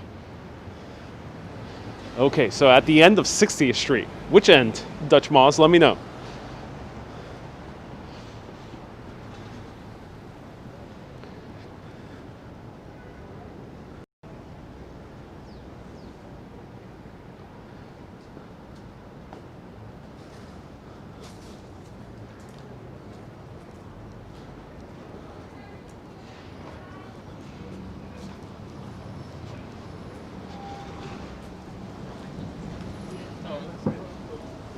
I had no return. The West End. Thank you so much, Dutch. And bye, Doug. We'll tune in. Much love and positivity. My pleasure. Will you go to the meatpacking district tomorrow? New Jersey. Why do you recommend meatpacking district? Is anything in particular happening over there?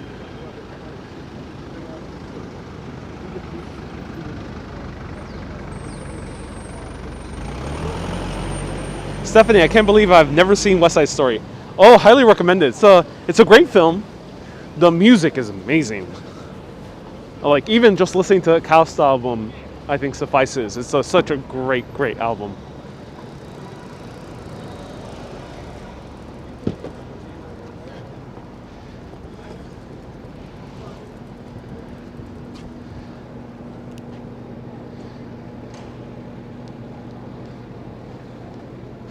I'm pretty close to Zabar's. I am pretty close to Zabar's. You have an artsy personality, relaxed vibe, Ariel. Open to any suggested questions, making us feel welcome into your piece of the internet. Oh, Pen, I'm so glad you think so. Welcome.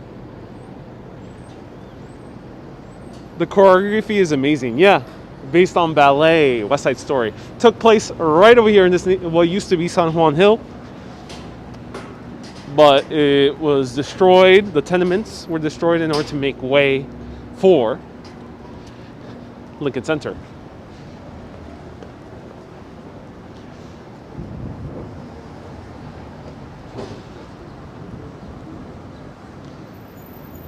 MDW asks, have I ever considered being a dancer? No. I do enjoy filming dance, and I have a lot of dance short films if you guys want to check it out. 2 of them I have been responsible for directing the choreography. Not making the choreography. I had a choreographer, but I directed it. Where am I headed? Oh, I'm not entirely sure. I'm just walking around randomly. No plan. No agenda. Just letting the wind be at my back. And today's wind is particularly strong. I can see you salsa dancer doing the tango. Oh, I would love to do the tango. El tango, I would love to do that. Ooh, oh, so cold. Oh, I should have brought like... Oh, bad service here. Why?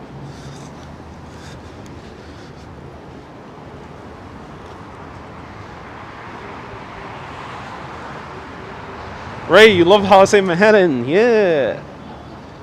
It's that Queens accent. Is that the cinema? It is. AMC Lincoln Square 13. One of my favorite theaters. Unfortunately, still closed. That's where I saw all the amazing like IMAX premieres. My first IMAX experience was there, where I saw Everest in 3D. When am I going to the cable car next time? I visited yesterday, so check out that video. Lori says, I'm praying for snow soon. Hope that's okay with me and Action Kid. We gotta consult with Action Kid, but it is okay with me. I'm down for snow because I want to do a snowy live.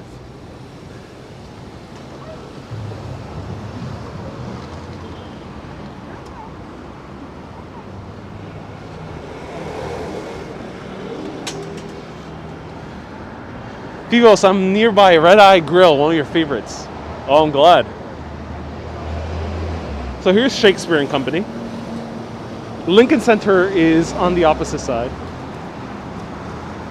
We're nearby though. Great bookshop, bookstore. They also have a coffee shop attached to it. Highly recommend it.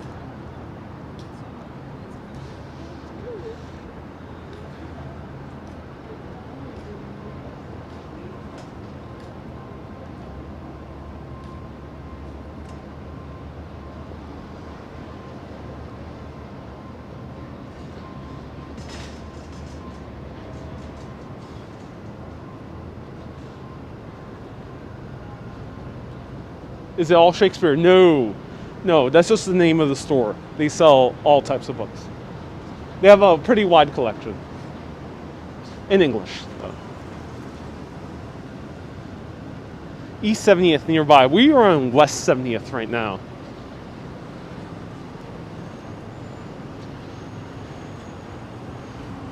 Central Park in the snow would be gorgeous. One of my best live streams. Jamie, love that comment. One of my best live streams was Central Park in the middle of the snow. 2 hours walking in sub-freezing temperatures during the blizzard. My beard was iced up. Great, great video. Ray says we're right by Pizza Collective. We are right by Pizza Collective. Indeed we are. I'll point it out.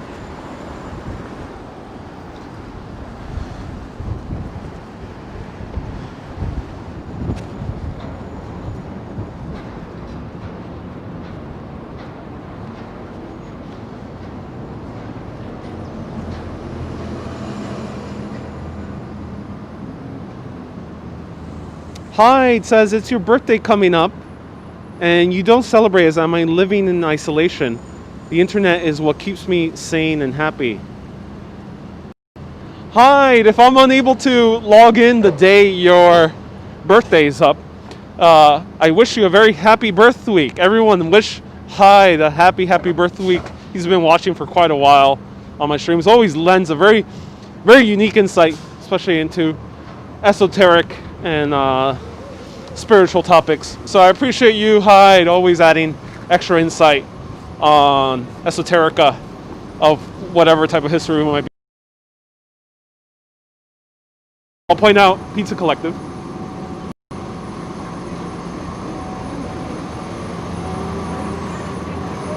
So here are my friends, Pizza Collective. Great pizza, highly recommended. My friends are not here today, but seems like they took a day off. I'm glad they did. They were very stressed out because they've been working non-stop, but great pizza over here. Highly recommended. Pizza Collective. Let's be kind to animals. Oh yes, indeed we shall.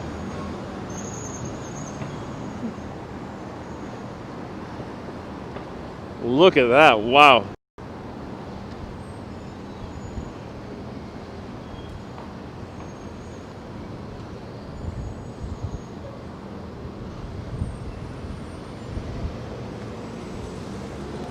Absolutely always blown away by these buildings. Do you ever go by Hell's Kitchen, says Linda. I've done a few videos of Hell's Kitchen. It's not the most interesting place to just walk around because there's not that much interesting architecture, to be honest. But I've done a few videos and there's some interesting history there. Here's the Dorliton, the Beaux-Arts building apartment house designed by the architectural firm Janus and Leo. Was completed in 1902. Was the home to local artists and musicians. And it was appreciated for the loud soundproof rooms. Everyone, serious topic here. What happened to the days when artists and musicians could live in buildings like these? What happened? Why are not Bushwick apartments like this or like East Village apartments like this anymore? The artists and musicians had it really good in 1902.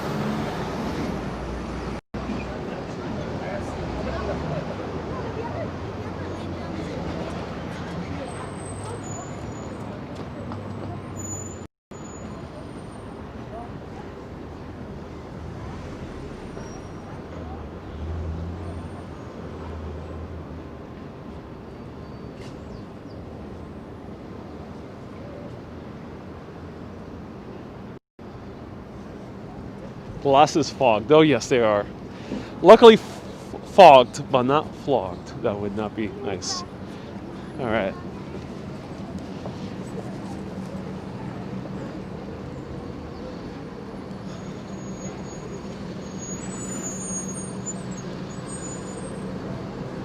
Babe Ruth owned the entire 7th floor. Oh wow, really? Lionel says, awesome architecture. I agree, Lionel. The windows were blacked out with curtains or vampire rooms. That's funny. Hello, Mauricio. Mauricio, it's not my birthday. It's Hyde, fellow viewer. But I appreciate the super chat. Thank you so much,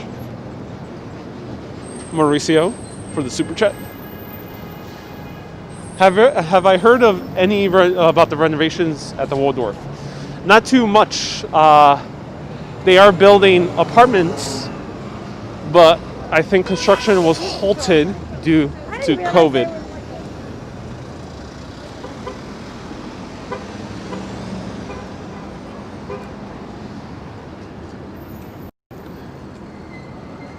I like Paul Desmond. I don't know who Paul Desmond is.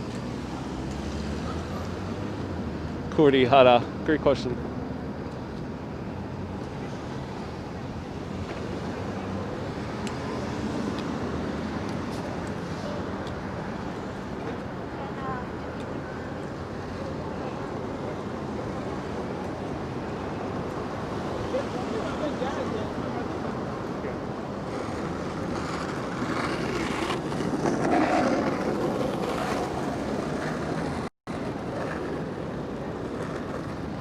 Are you happy that the Grand Hyatt might not reopen? Oh, I'm not too sure about what the Grand Hyatt is. Which one are you referring to? Don't have too much of an opinion about it. Hello, Panagiotis. Nice to see you here. Oh, the guy who wrote Take 5? His name is Dave Brubeck. Was Desmond another guy in that band with Dave Brubeck? I don't know where either lived, but I do love Dave Brubeck and his music. Another great New York City vibe album is Dave Brubeck's Take 5. Are you tempted by Papaya Dog? Oh, a little bit tempted.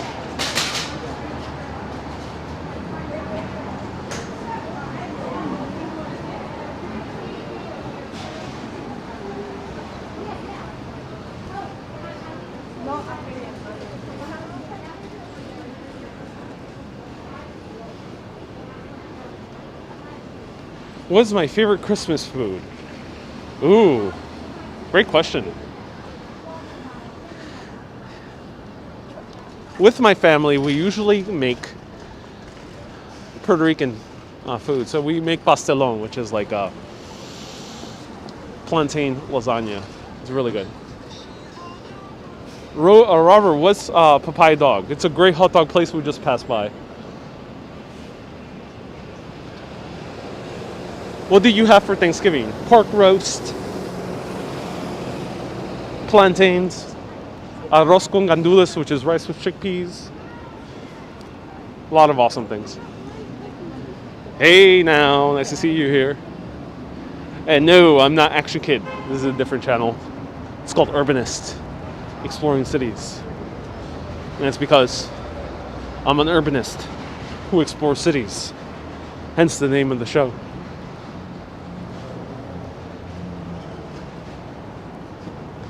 Say hi to Action Kid. Oh yeah, I think he's watching. You're a few minutes away from Louvain. All right, ladies and gentlemen, I am pretty close to Louvain. Let me know if you guys want to check out one of the best bakeries in New York City. Right here. Let's see if it's open. It seems closed. What happened? Is there another Louvain? Hey Yash, nice to see you here. I walked past him. I walked past Action Kid, really? Where is he? He did not say hello.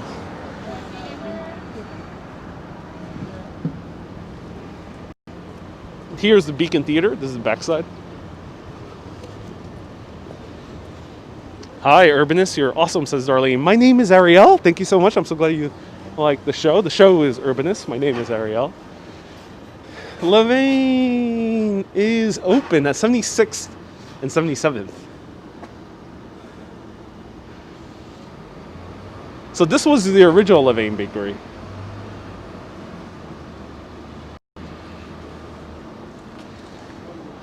Action Kid is coming after me, says Kurihara. Uh-oh.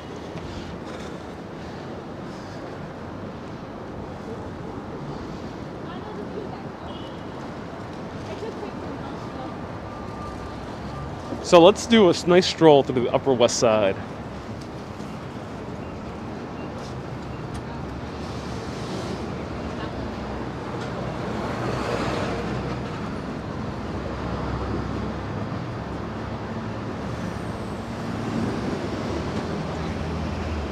Amsterdam and 76th Street. All right, let's check it out. The other Louvain, the new Louvain.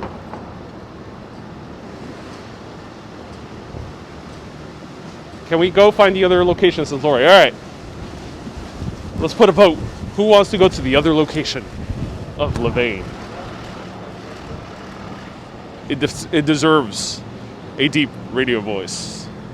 Louvain Bakery. One man, one desire.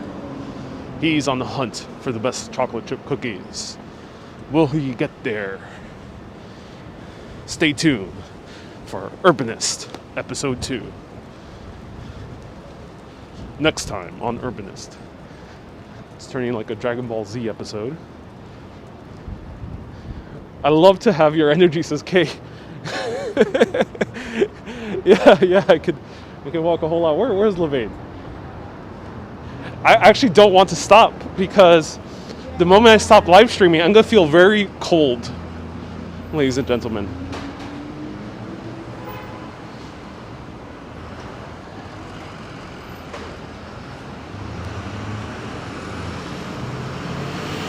$621 people. Love your videos. Keeps me sane. Pizza, go Times Square. Just tuning in. What's the plan for today? The wind is at our back, and today's wind is very strong. Hey, I don't see Levain. Where did it go? Is it here?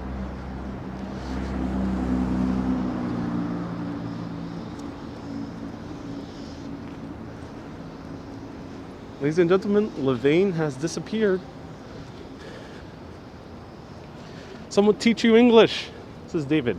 David, this is not the best channel for English speakers, or for learning English, but you can listen to the soothing sounds of my voice as I speak English with good diction. And maybe you'll absorb. All right, ladies and gentlemen, let's go into Levain. I think you can make a comedy movie with Action Kid. Yeah, it'll be like a buddy cop movie. Should me and Action Kid make a buddy cop movie? But except it'll be about walking YouTubers. All right, let's go inside. Pardon the silence.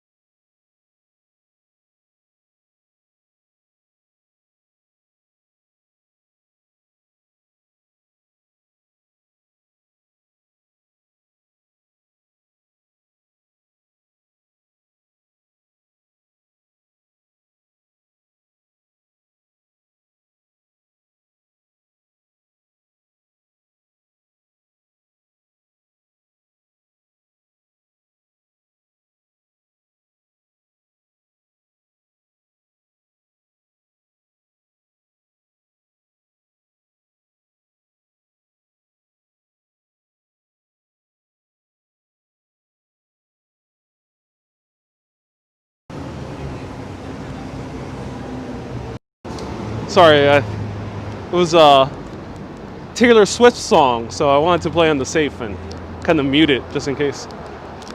There's some artists where copyright is very harsh. It's like Michael Jackson, Taylor Swift, and a few others. All right, let me sit down here.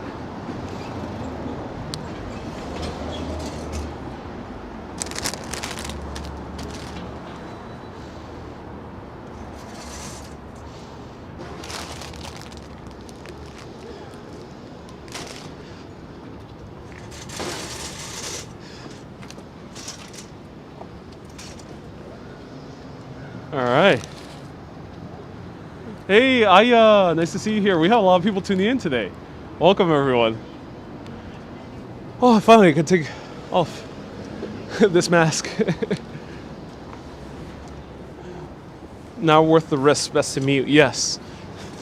Ain't no one messing with Taylor Swift. I'm not sure if you guys would mess with Taylor Swift, but I heard she's fierce. Taylor Swift? I'd rather be messing with Mike Tyson than Taylor Swift. Sorry, I didn't see you purchase the item. I did. All right, we're gonna try it out. So I decided to go for their classic. They have now a store in NoHo, right by Soho, but they're most known for their chocolate chip cookies. Their original one is their chocolate chip walnut cookie. Be prepared to see how gooey this is.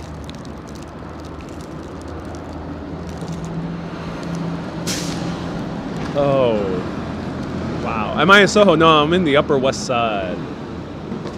Says 699 people are watching. 69 people. Oh, yeah. So, yeah, look how gooey this is. Let's try it out.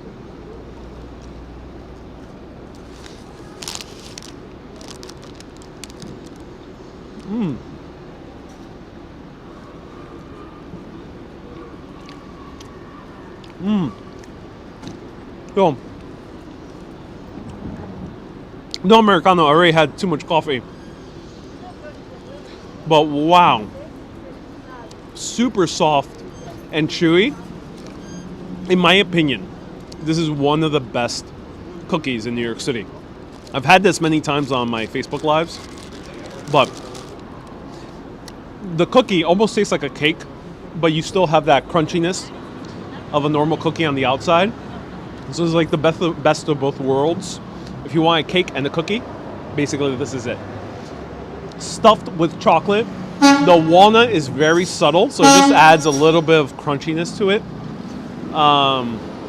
So if you're not a fan of nuts, they do have just regular chocolate chip. And they also have like a double chocolate, which is chocolate cookie with chocolate chips. But if you're a fan of walnuts, it's very subtle. It's more just an extra crunch to it. ¿Cuánto te salió la galleta? Pregunta Camila. Costó $5.50 por ahí. It costs around $5.50. $5 for the cookie plus tax, so around $5.50. You enjoy yourself. You're doing great, and you need some energy. Indeed, I do. Yeah. So amazing cookies. Absolutely love these guys. Highly recommend them. I'm gonna finish off this half. If you asked me a question before, do repeat it over to me. Sometimes I get a little bit quiet when I can't breathe through my mask. Well, I can't. Like my lenses are fogged up, and it's so hard to talk because I get even more fogged and I can't see anything. So that's why on some broadcasts I get a little bite quieter. But let's bite into this.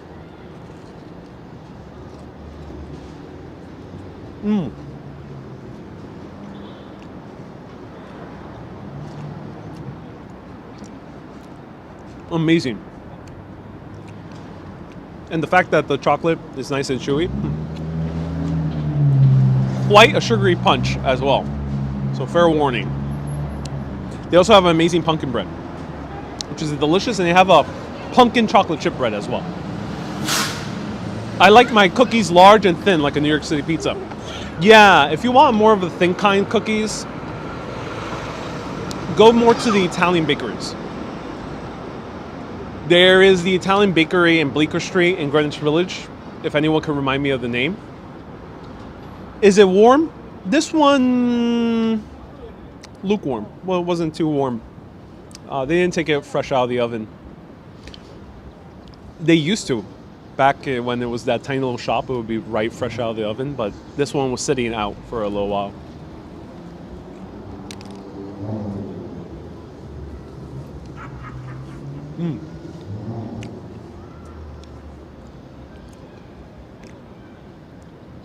I need a cup of tea right now. Yeah.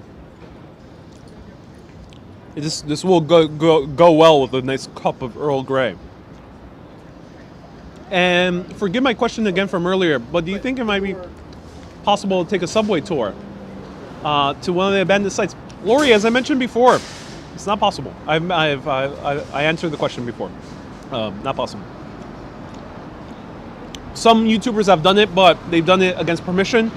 And I've collaborated with the New York Transit Museum, and I rather not film if they don't give me official permission. Sometimes I do guerrilla lives, so sometimes it's better to ask for forgiveness than for permission. But in this case, I already collaborate with them, so I'd rather not do that. Rocco's, thank you so much for reminding me. Rocco's is the Italian bakery. Go to any Italian American bakery, you'll find more of the better, more of the thinner, crispier cookies.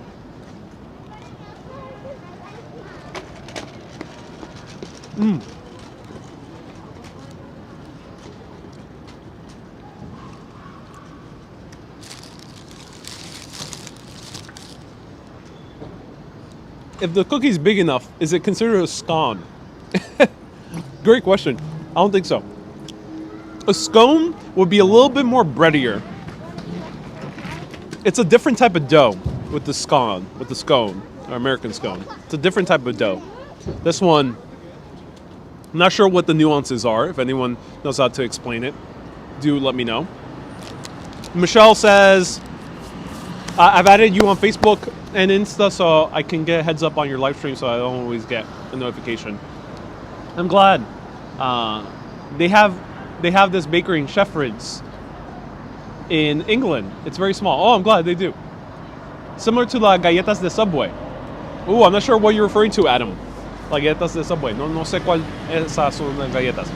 Am I originally from Argentina? No, my family's from Puerto Rico. I was raised in Queens. Nice coat. Where did you purchase it? Zara. However, sometimes I tell people jokingly that I had a great-grandfather that served in the Soviet Union Army. And he died in this coat after battling against the Germans in World War II. And it was cleaned and gifted, handed down many generations to me. But that's the fake story. It's not a real story. I have no family in the Soviet Union. But sometimes I tell that to people and they're like, whoa. I tell them like this is a real vintage, like hardcore vintage.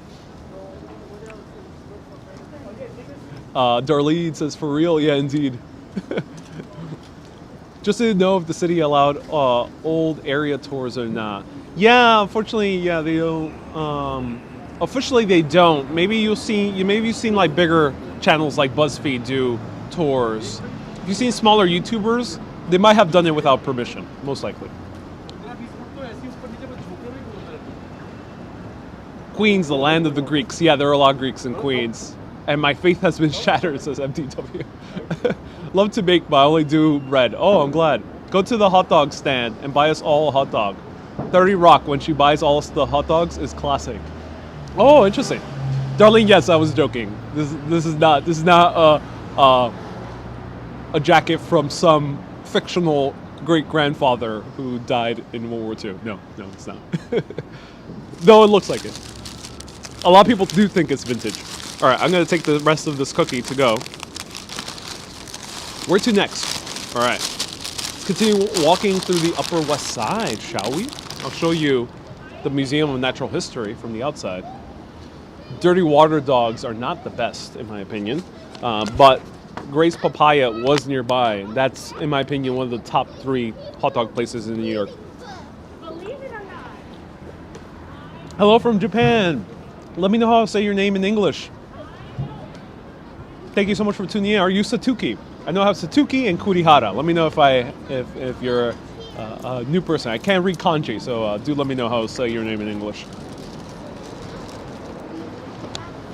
Astoria is fantastic. It really is. Ooh. The sign for Joe Coffee fell down. Let me show you. Joe and the Juice, I mean. That's the sign. Look at the sign. Fell down.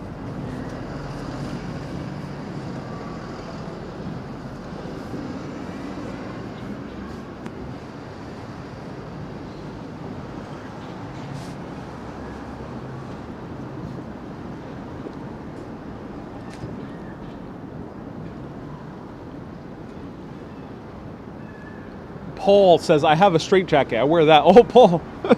I hope it's a comfy one.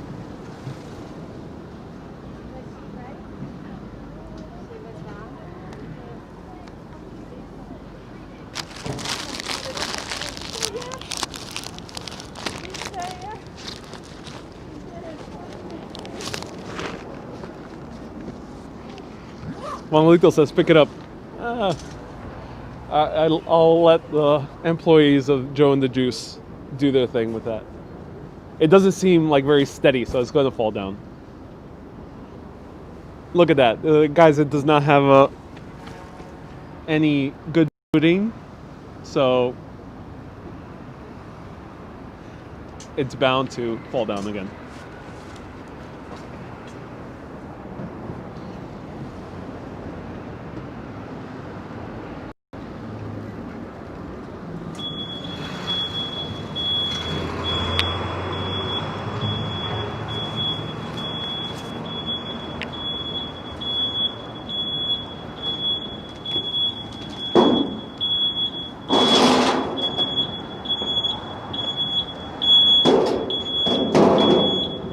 Sorry for what was said when I was hungry. No, he wants to look.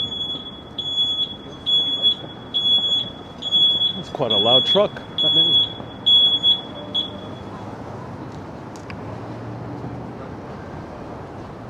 You have to go to work. See you again. Thank you so much for tuning in, Kurihara.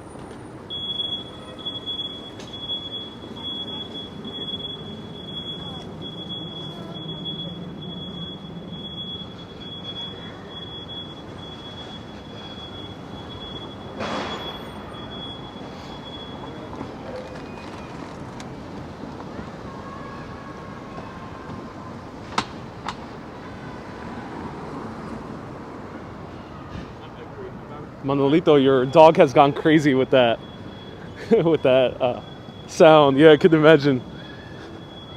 It's very, very loud, very piercing.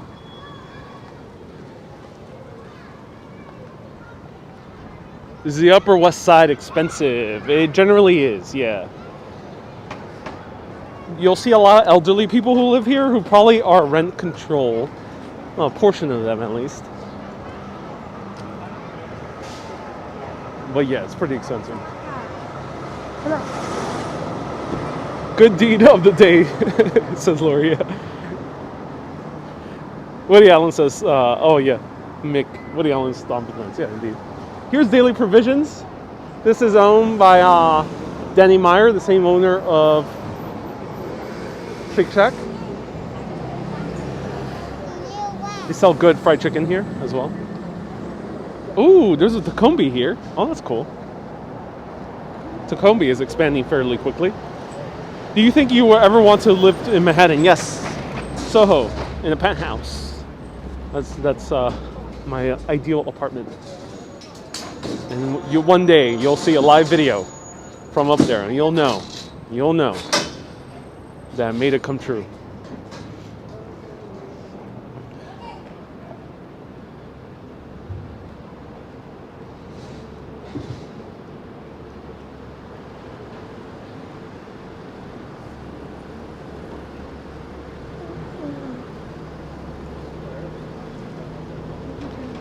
I also did, I've done videos in Astoria. You can see my videos on Facebook. Search Urbanist Astoria.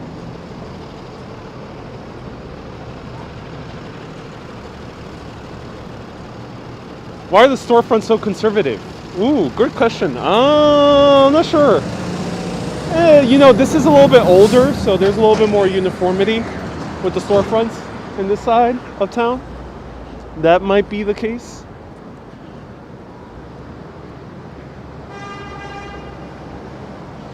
I want to see the special places, like you mentioned, like Mayors. Oh, Mayors of Keswick. Yeah, Keswick. I'll point out if we go to any other place. Don't forget about us when you come into your millions, says Lori. Oh, no, I won't. As I mentioned, Urbanist is a long-term project. Go to Jacob's Pickles. Ooh, I already covered that before. So let's if we bump into another place, let's go to a different location, different thing to explore. Well, I'll show you. Who wants to see the Museum of Natural History from the outside? Let me know. New York City is the land of scaffolding. It is, due to the expensiveness of repairing buildings and due to the tight regulations on needing to repair those buildings.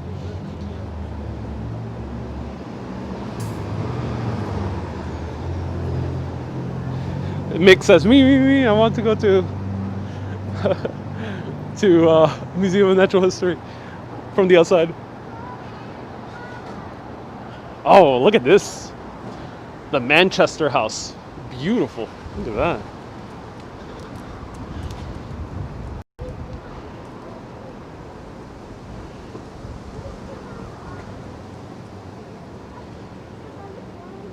Is there any undertakers / funeral homes on the main streets? Duck. Yes. It's not so obvious in Manhattan, but once you go to the outer boroughs, you will see funeral homes a lot in the main streets of of New York and the U.S. in general. Yeah. Walk through the Ramble. All right.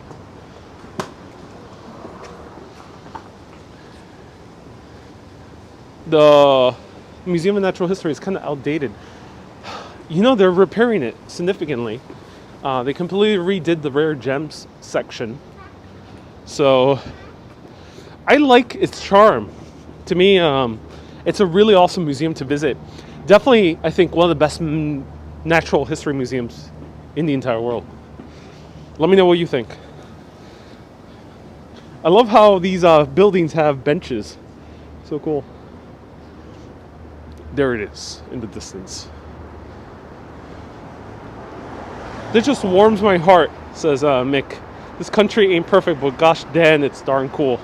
Oh yeah. What is the connection of the sailing ship on the building back there? I'm not entirely sure. It's called the Manchester. I'm not even sure if Manchester was involved in sailing or shipping. Let me know if it was, for any UK watchers out there. It's an interesting relief.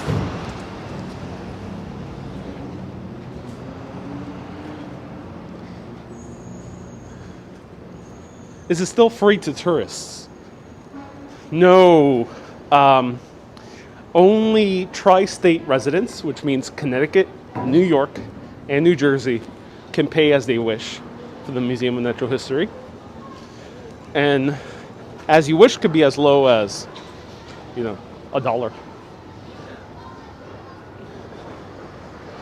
But if you are from anywhere else, maybe the US or international, you do have to pay full price, which I think is $27.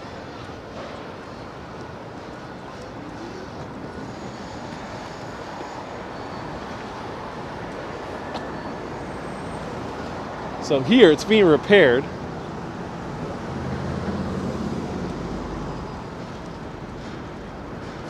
Seifeld lives across the museum. Oh, he does. Oh, that's interesting.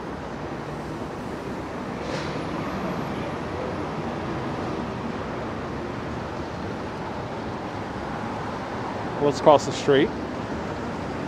We'll sneak into the construction area. I think they'll let us through. First Tuesday of every month is free admission. Oh, thank you, Pedro. So apparently first Tuesday every month is free admission. All right, who wants to sneak into the construction zone? If I make a run for it, I think I'll get in. Let me know. I doubt construction workers will tackle me. Oh, it's a closing door. Should I make a run for it? Should I make a run for it? Oh. Boom.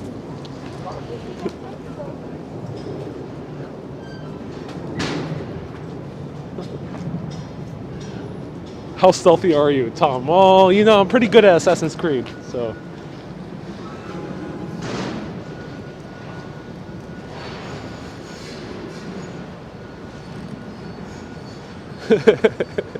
Janelle says, "Run!"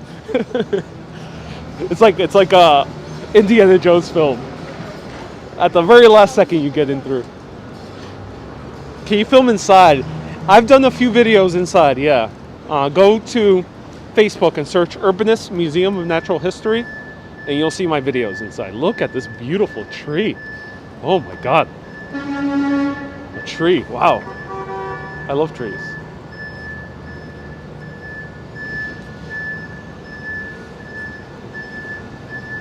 Hey, Gaia Tree, nice to see you here. What's a building like that worth? A lot. I'm not entirely sure, but this piece of land, I would say probably $1 billion at least. It's a huge plot of land in a very rich area of New York.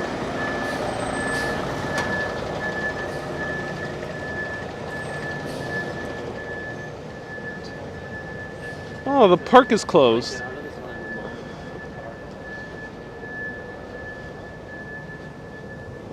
We'll walk around it. Love wandering around museums. Me too. Yash, say your name. Of course, Yash. I'm more than happy to say your name. Oh, I see sunshine. Here it is.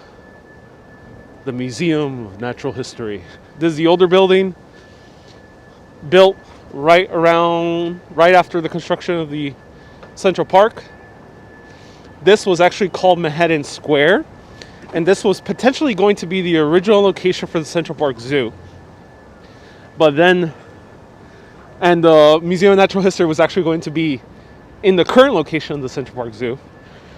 But there was a big controversy where the dinosaurs were smashed into pieces by the Tammany Hall organization and its minions, that they decided to build it here.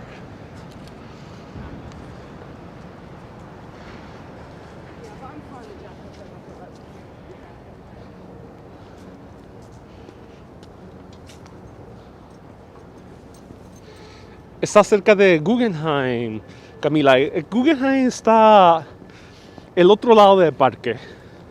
So estamos como 15 minutos caminando.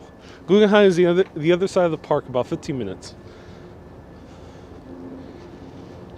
I'd rather see the residents around it. Where does Seifeld live? Great question, Troy. Where does he live, if anyone knows?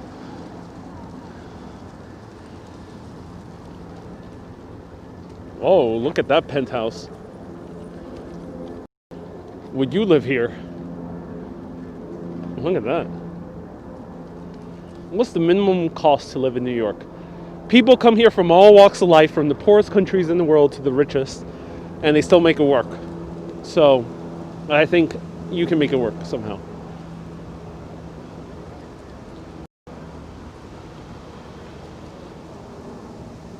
Oh, rooftop garden. Look up there, right by the tower.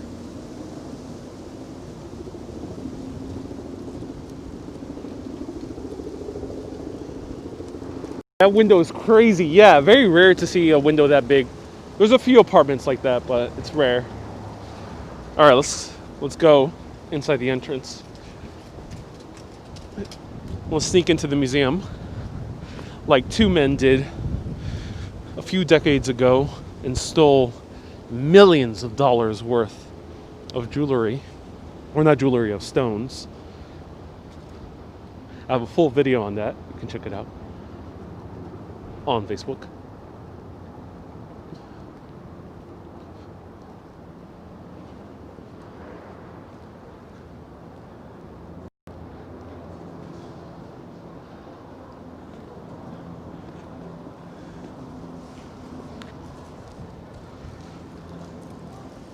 Does this have echo?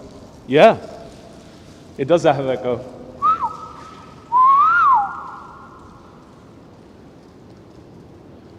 It has echo.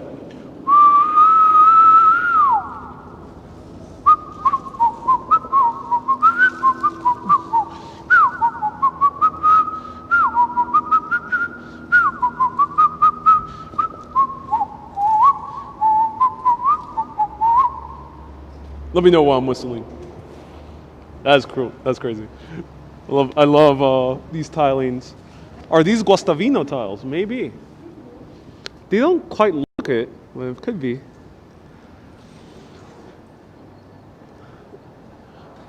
Do you want me to sing a song that never ends? That's so cool. Josh, you're calling me the Central Park. Guys, you know what? I just want to leave and just kind of just make all my live videos with this amount of echo.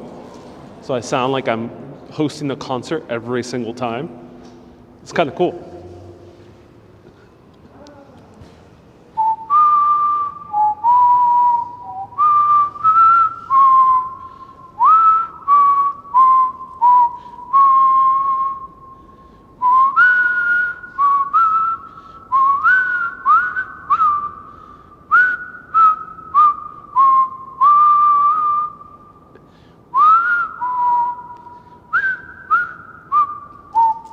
Do you know what I'm whistling? Let me know. It's very different from the first one. Not quite Yankee Doodle Dandy. No, not quite. Not quite.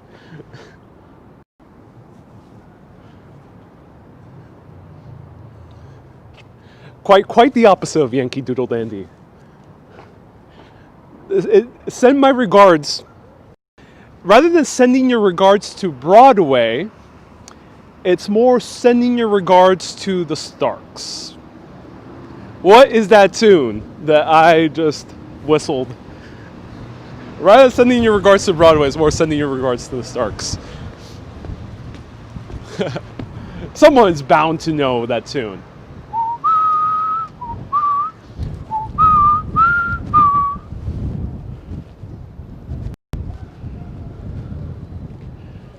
Anarchist in New York from State. I'm an anarchist in New York. No, not quite. I got to wonder what the people passing are thinking. Just another crazy person in New York. Another anarchist. They're thinking another one, yeah. Is it Dave Brubeck? No, not Dave Brubeck. Does no one know? Oh. Horchata by Vampire Weekend? No, okay. Okay, everyone. The first one was Super Mario. That was the first one. The second one.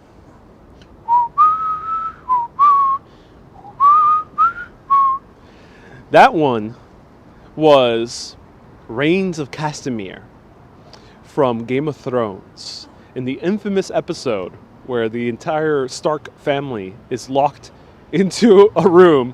And I will not say any more because it is a very, very good show, at least for the first few seasons. And it's probably one of the best scenes in any TV show ever made. So check it out. Game of Thrones, Season 3. And the song is Reigns of Castamere. The Whistling Anarchist. Someone called me the Central Park Whistler. That does not sound like a nice name to have. It sounds like it's much more malevolent to be called the Central Park Whistler for some reason. It just does not have quite a nice ring to it. But someone's bound to know what I'm referring to. Reigns of Castamere by Game of Thrones.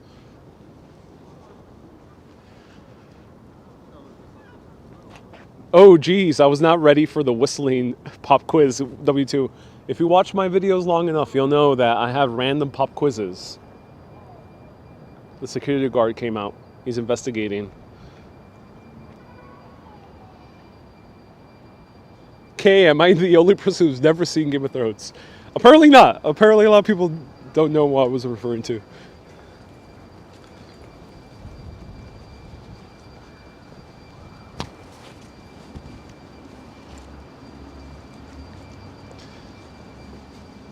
I don't see kids on the streets of New York. Yeah, you know, times have changed. I grew up in 1990s New York City, and there was a lot of kids playing out in the streets of Queens. But I've noticed, at least in Manhattan, you don't see too many kids. Generally, you'll see more kids playing around either on a Saturday or Sunday early in the day. And it has to be in neighborhoods where there's a lot of families. Well, Upper West Side is actually one of those neighborhoods. Just today, I think, is a quieter day because this is the middle of the weekday.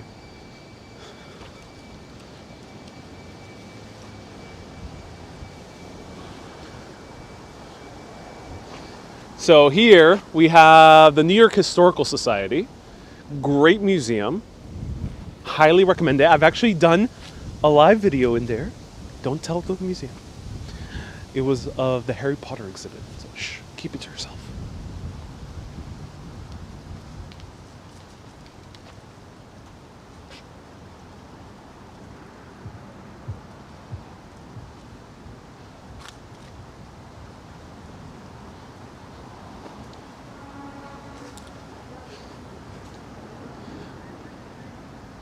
Oz says, where's your car? Oz, where is your car? Did you lose it? On the north side of the museum, Kevin Bacon walks his dog. Oh, he does. Oh, cool. That's awesome. I'll say hi to Bacon. then I can win the game at 6 degrees from Kevin Bacon. If I meet Kevin Bacon, I would win the game, and a lot of you would win the game as well, especially if you say hi in the comments. That would be a win-win situation for all of us. For people who don't know what the game 6 degrees from Kevin Bacon is, there's a theory that everyone in the world knows each other by only maximum 6 degrees of separation. And there's a game to see what Hollywood actor or even yourself, if you are 6 degrees away from Kevin Bacon. The closer you are, the winner you are of that particular round.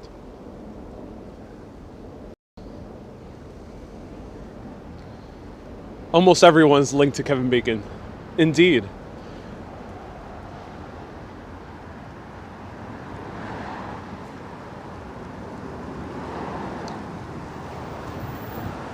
Okay, everyone, let's play a round. 6 degrees of Kevin Bacon. I'm going to name an actor, and you got to tell me how that actor has been related to Kevin Bacon in some way through a movie that they worked in or something. And that actor is Keanu Reeves. Go! 6 degrees from Kevin Bacon.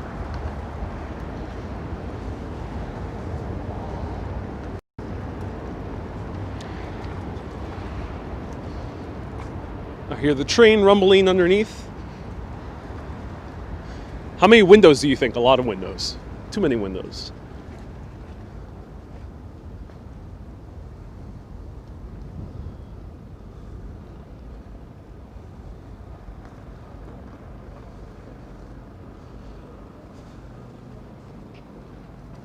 First and last, you say you can play this game, but you have to map it out. The 6 degrees, yeah.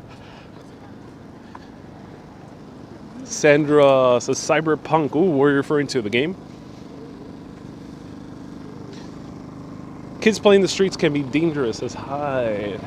Depends what neighborhood. There's some. I generally felt safe when I was in the 1990s, playing with kids from all parts of the world in the streets of Jackson Heights.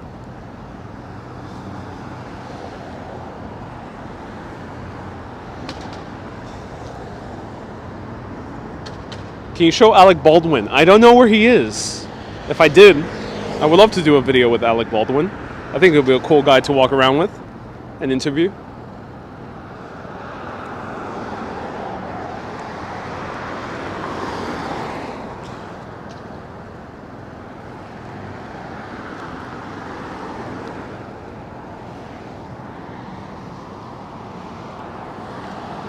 All right.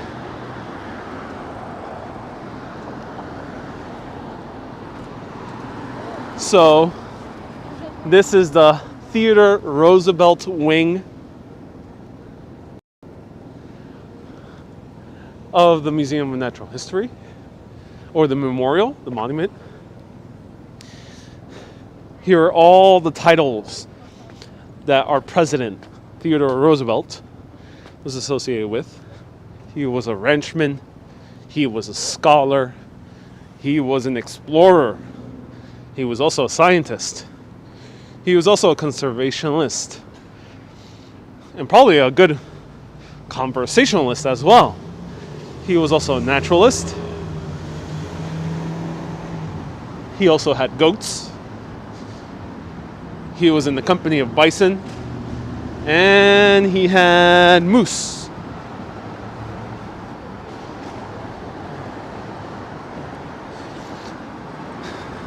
And this statue will probably not be here for much longer for various reasons. Is that the LGBT logo? They might be referencing to it, but I think they're more referencing to the rainbow. Just the general rainbow. So this statue might be removed. New York City, I think, has already signed off, including the ancestors of the Roosevelt have decided to take this statue down. They have given their blessing.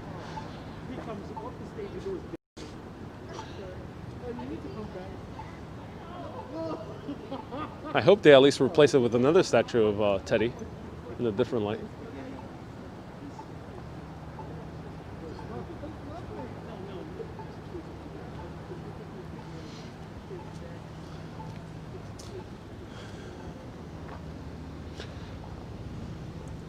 Oh, Slug has actually played the round of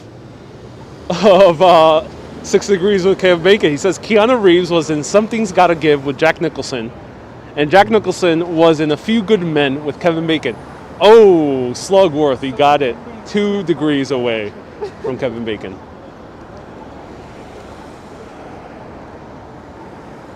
Mick says, doesn't seem right. I'm old and I hate young people.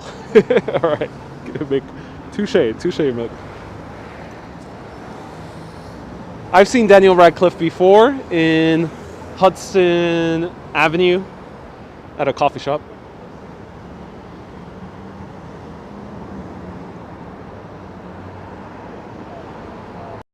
Yeah, let's not get into the politics of why this might be taken down, but just if you're walking around the city and want to take a final photo of Teddy Roosevelt's statue, I don't know if they're going to replace it with another statue of him.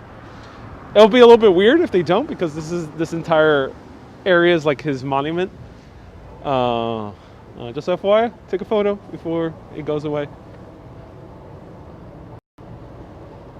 He was also a statesman, an author, a historian, a humanitarian, and a soldier, part of the Rough Riders, not the rap group, the original Rough Riders, OG Rough Riders, and a patriot.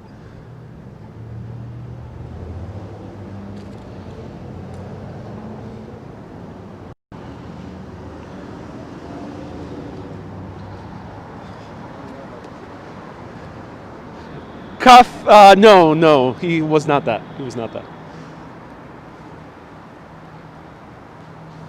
No.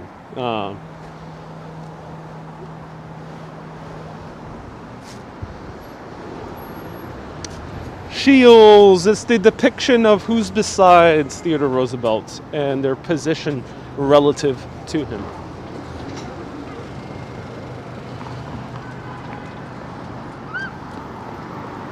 So people are saying Seinfeld lives here. Someone earlier said that he actually lives in Riverside Plaza.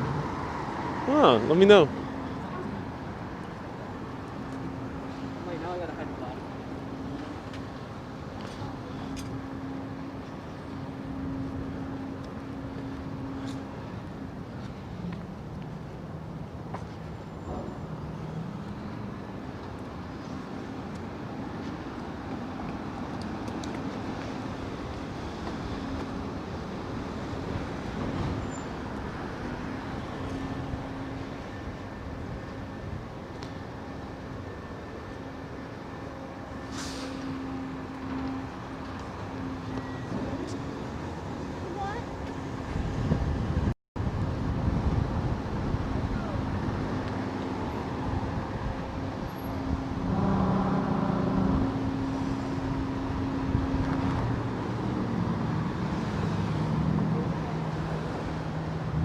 Why be at the tree lighting ceremony? I'm not entirely sure, because I'm not sure how open it is.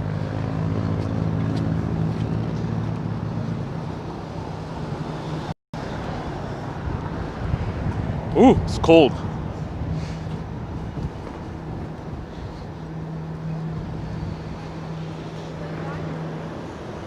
Here's the Hayden Planetarium.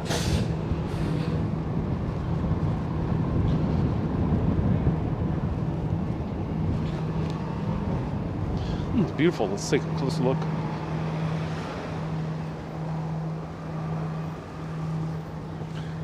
So the museum is open, limited capacity, so you have to get tickets ahead of time.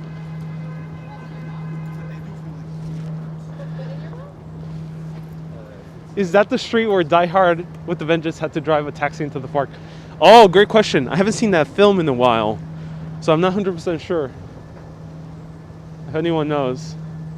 Why are the flags half-mast? I'm not entirely sure. It might be due to Ruth Bader Ginsburg, a Supreme Court justice, basically one of the highest judges in the land, that passed away just a few weeks ago.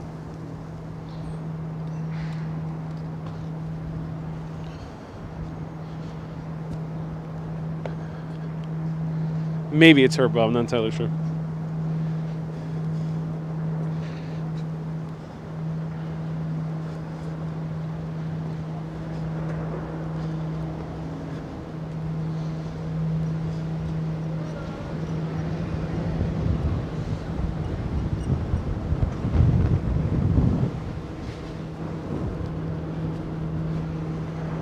Google says it's half-mast because of COVID. Oh, thank you for letting us know. Who's the architect of that part? Oh, great question. I actually don't know if anyone knows who the architects are for the Hayden Planetarium and for the rest of the Museum of Natural History.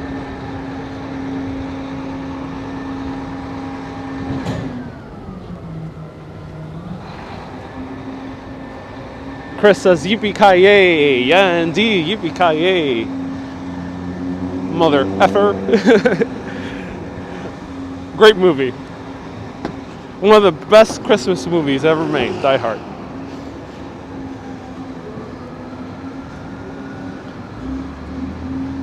Dog run to your left.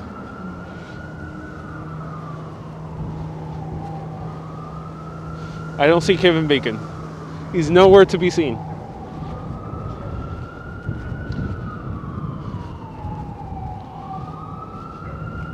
Oh, here it is. Yeah, let's see. Let's see if Kevin Bacon is at the dog run. Crossing fingers, he is. Let me know. What question would you like to ask Kevin Bacon, the actor from Flashdance? Let me know. What question would you ask Kevin Bacon if we bump into him?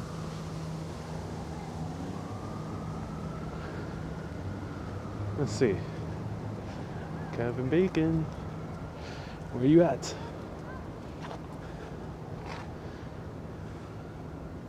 First thought, did I have lunch already? No, not yet, actually. I'm getting hungry. Is this Kevin Bacon? Is that Kevin Bacon? No. Not Kevin Bacon. Is that Kevin Bacon? No, not Kevin Bacon.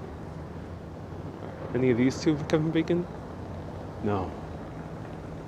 Oh, this person running Kevin Bacon? No, not Kevin Bacon. Don't see any Kevin Bacons. I only see women. No Kevin Bacon. Josh says this is creepy. Don't be too be that way. Just have a little bit of fun. Don't be too creepy around. It's all in good fun. Don't worry, it's not that type of channel.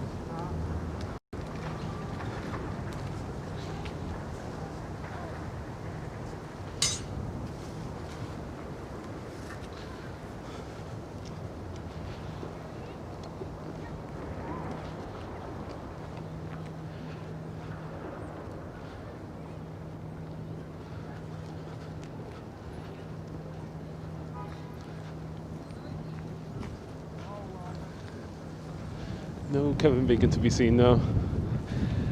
Fatima has a theory. She says maybe he is dressed as a woman. Maybe he's in disguise. Maybe.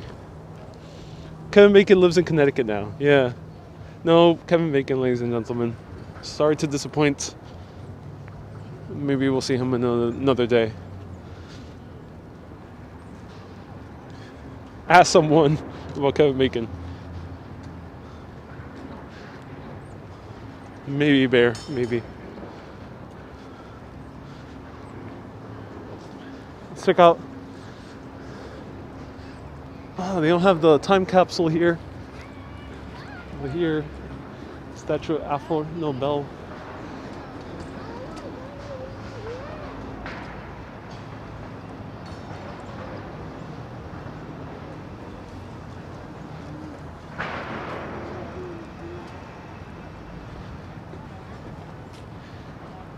So do you remember the movie Tremors? Asked Lori. I loved Tremors when I was a little kid. It was number 1, 2, 3, and 4. I loved all the Tremors films.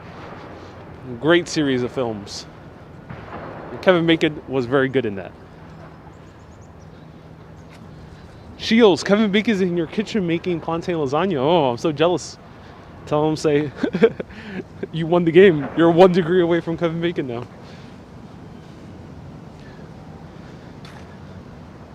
Carlos, am I streaming from T-Mobile, Verizon, Sprint, or AT&T? Why you ask? Are you trying to get my secrets, my trade secrets, being a live streamer?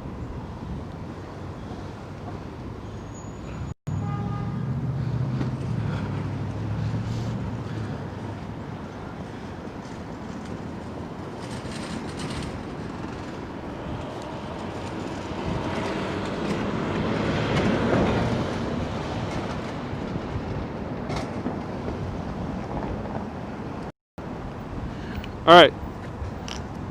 Water break and mask break.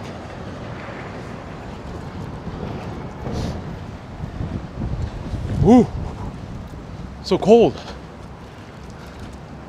There were 4 Tremor movies. Yes, there were. I think Kevin Bacon was probably in 2 of them.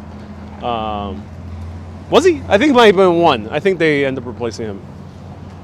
But yeah, there were 4 Tremor movies. There probably is more. It's just when I was a little kid in the 90s, that's I saw up to number 4. It's windy, ladies and gentlemen. Oh yeah, very windy. Wow. So who's been part of the Mega Walk Squad here, watching this entire live stream? Let me know. I know some of you are hardcore live stream fans, so let me know. It's okay if you watch only a portion, but let me know who's part of the Mega Walk Squad. Perhaps we shall end with some food. Let me know. Let me know if anyone has suggestions around here. That's not Jacob's Pickles, somewhere else. Let me know if you have any other suggestions for amazing food places here. I've been here since the Soup Nazi, says Dutch. Whoa, Dutch. Part of Mega Walk Squad.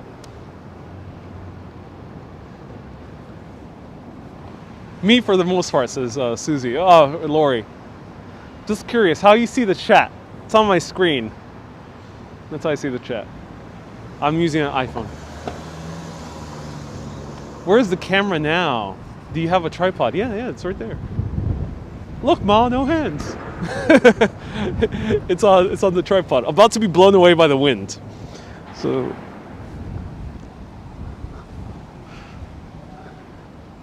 the new Strand bookstore is nearby. Oh yeah, I'll point it out. And Walking Channel's hardcore, says Sandra. Oh, I'm glad, Sandra. I watched this live stream for about 2.5 hours ago. Oh yeah. I've gone for a long while, but let's go. Continue walking around.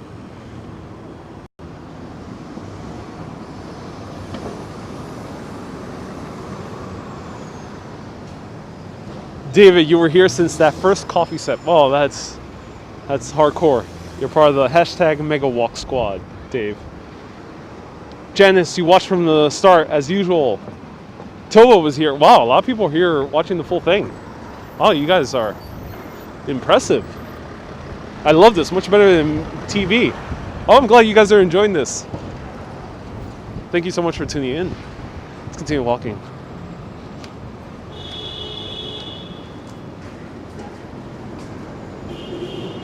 Jaiman, you say you were watching as well, hardcore viewer. Oh, thank you so much, Jaiman.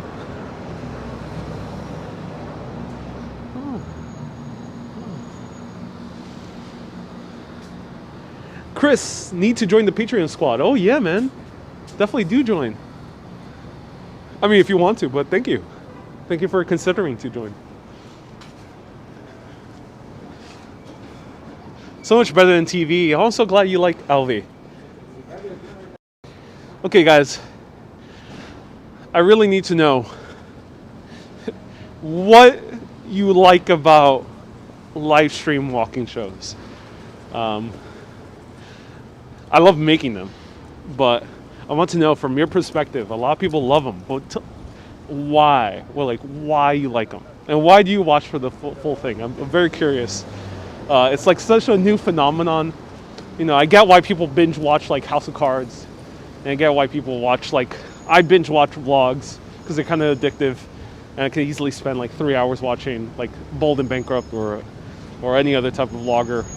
Casey Neistat as well. Let me know, what do you enjoy about walking streamers like myself, Action Kid, Walk Ride Fly, all these other guys, Dutch Moz who's tuning in, 4K Wanderer as well. Let me know. Give me your reasons. Could be anything. Let me know why.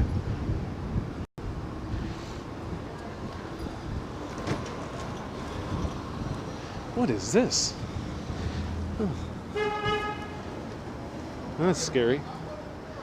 Interactive, suspenseful, says 4K Wanderer, and relaxing.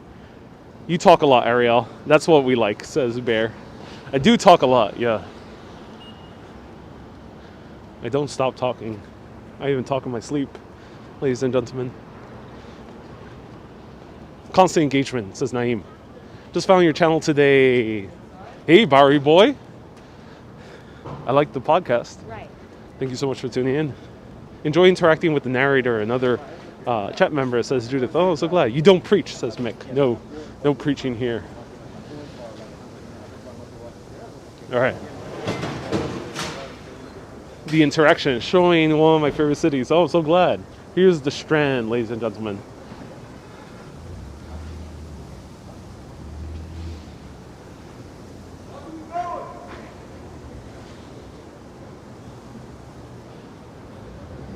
Beautiful store. You keep it real, says Dwayne. Oh, I'm glad I do, Dwayne. All right. I found the book I need. Venomous Animals of the World. Jiman, I watch you all the time because I want to come to New York next March. Decorating the tree while watching. You go into businesses. You're the best. Glad you acknowledge your followers. What is your favorite new book to read? I'm reading a few. I'm reading about Marian apparitions of the Virgin Mary by Igno Swan. Cool book about some supernatural events. And also Enchanted New York. 2 books I'm reading. So beautiful bookstore. Highly recommend it.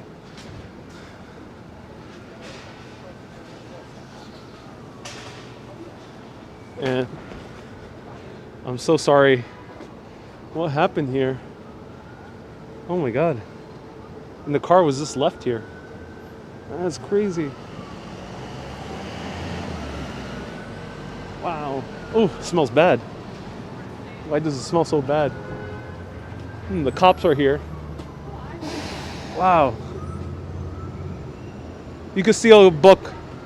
Says, you can, Adam, but it's good to be a decent human being and pay for what you end up getting. It's fun. It's not only the moral thing to do, but it's fun to pay for a book that a vendor is selling. And it's so gracious to place it outdoors so you can quickly browse through them. It's fun. It's fun to be a good person. Is that a crime scene? I'm not sure. The cops are there. It seems like they just found out about it, and it did smell very bad. I'm not sure why. It smelled really bad.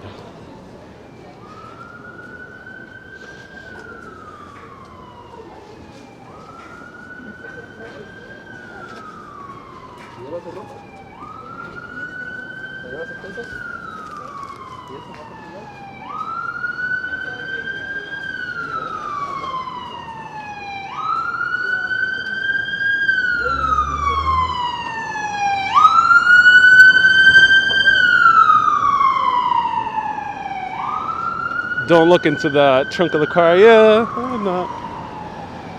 Walking away. Wow, these restaurants are going all out with their outdoor seating. Cafe Lalo, oh, where is that? Just Case says that's worrying. Yeah, it is.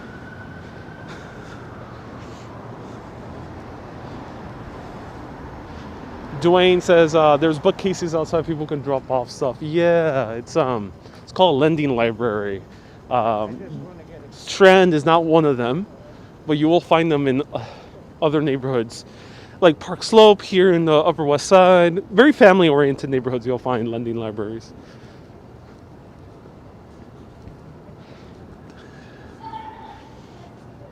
Do you have to report an accident? Says Adam. No, I'm not sure what happened, but the cops are already there, so they already know about it.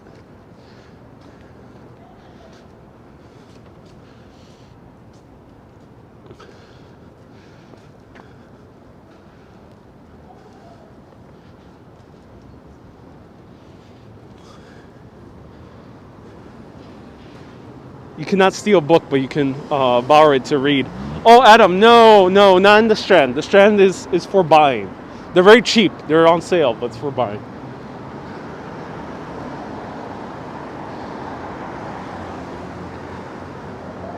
Back to your question. Why we like to watch Walking Toys. Yeah, Janelle, tell me your reasons.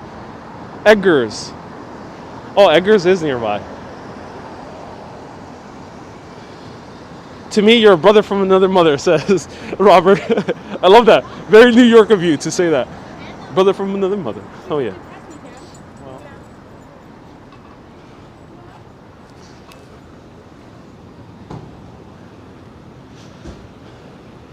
One of my favorite coffee shops here, Joe Coffee Company. Highly recommend them. Big Gay Ice Cream. Highly recommend them too.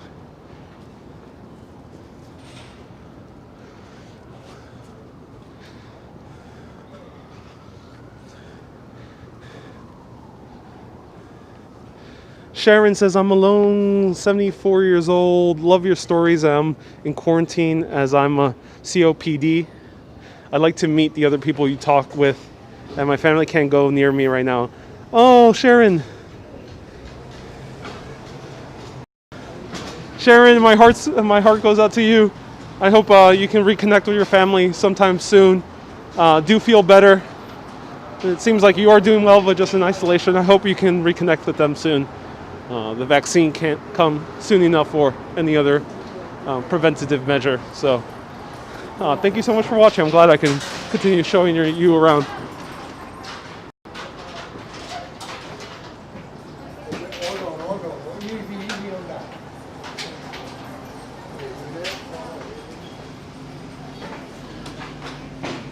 I like the history you cover, says Lori, and the interaction with you and your community. A lot of info, history, and plus it helps that travel itch for me, says Max. Oh, I'm glad. Ooh, here we have a creperie.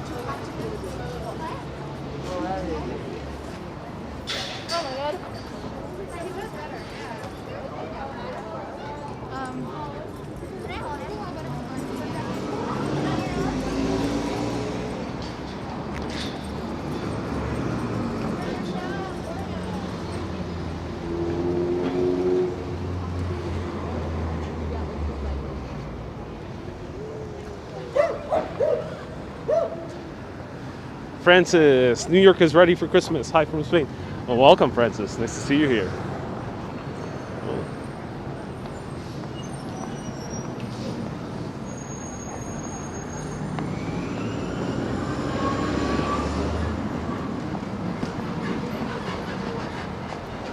Crepes looking tasty. It's a nice place. It's so expensive when you have crepes here in New York City. That's why I usually don't get them.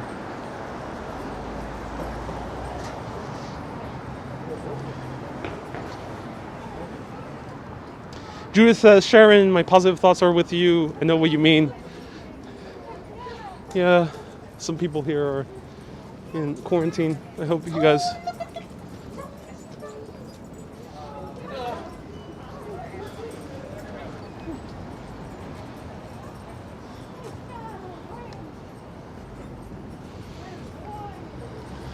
Does New York have more coffee shops or pizza parlors?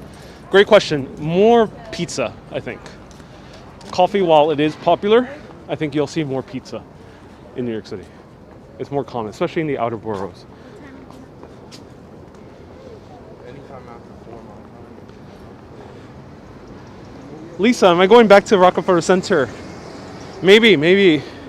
They light up the tree at 9:45 p.m.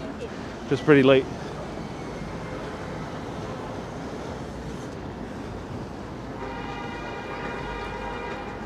Laura, you also like the occasional trips outside? Oh, so glad you do. Yeah, it's fun to go to new cities. Check out Barney Greengrass. Ooh, are we nearby Barney Greengrass?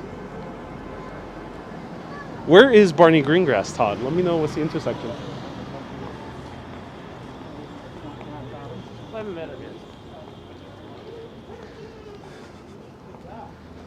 Okay, I'm about to pass the 3-hour mark, yeah.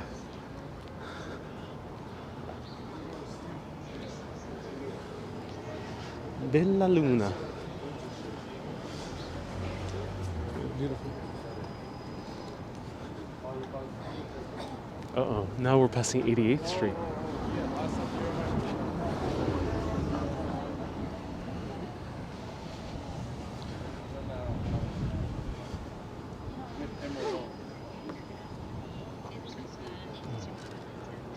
coughing person racing behind me, so let me stay away.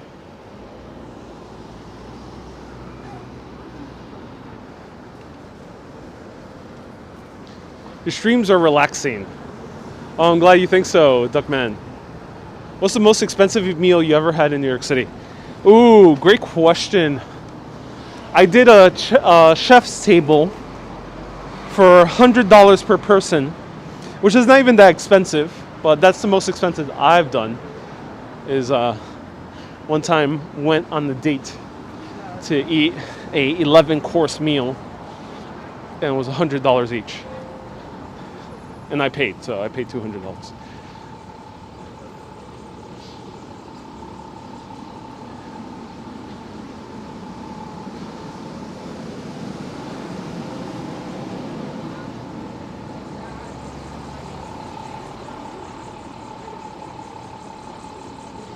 $400 likes. Ooh, we got a lot of people tuning in. Welcome. Nice to see everyone here. Welcome. 11-course meal. Wow. Yeah, it was amazing. It's a restaurant in Williamsburg. I'll try to find the name, but it was really, really good.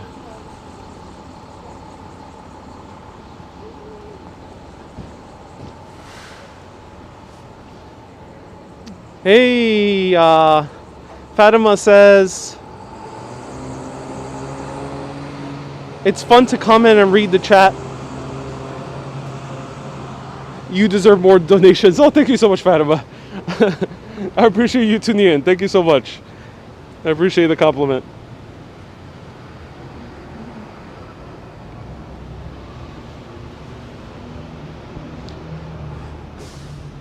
I don't have time to watch all the YouTubers I would like, says Stephanie. Yeah, I mean, I can imagine it's hard.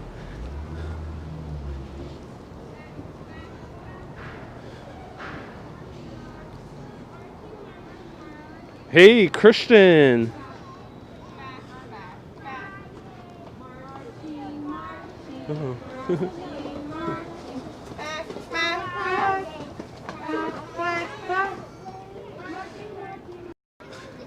Christian, thank you so much for the super chat. I appreciate your walks. I know it's cold. That's so adorable. I remember doing that. But in the 1990s, back in my day, we weren't chained up or like roped up. I don't remember having ropes when I was a little kid. Let me know, how was it during your upbringing? Were you roped up with your with all the kids and all roped up together? I didn't have that in the 1990s.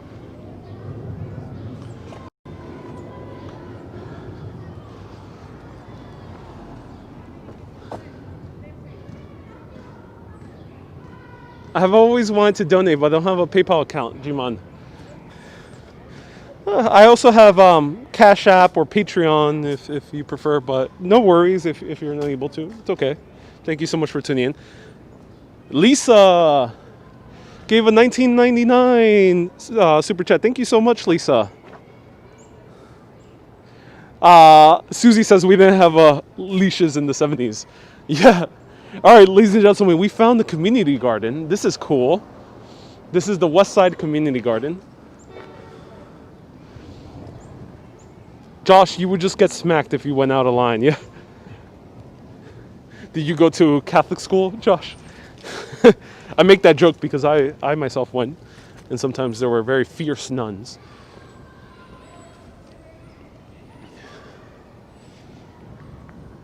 Not roped up either back in my day, says AJ.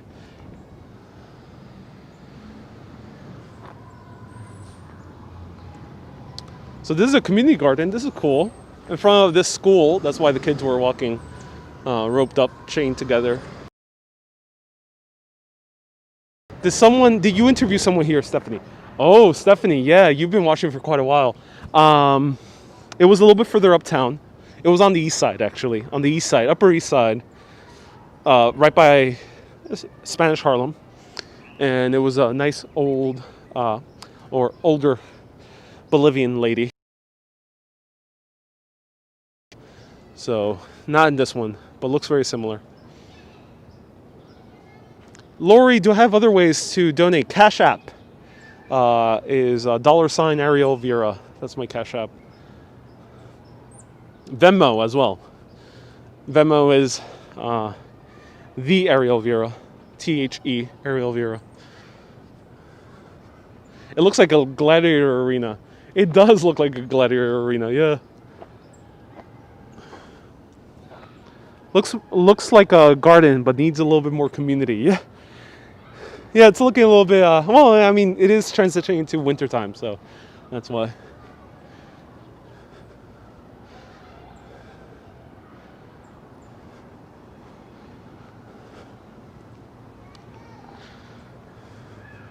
Oh, beautiful.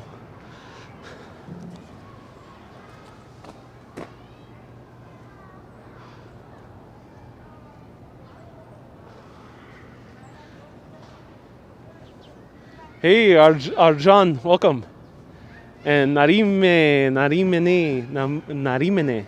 welcome, nice to see you here. If I mispronounce your name, always feel free to correct me. All right, so that was a community garden.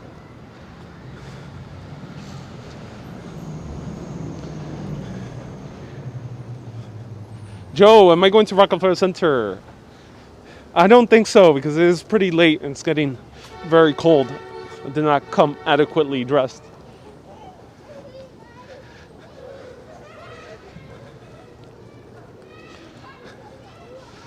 I didn't realize the tree lighting ceremony was going to be so late at 9:45 rather than like 5.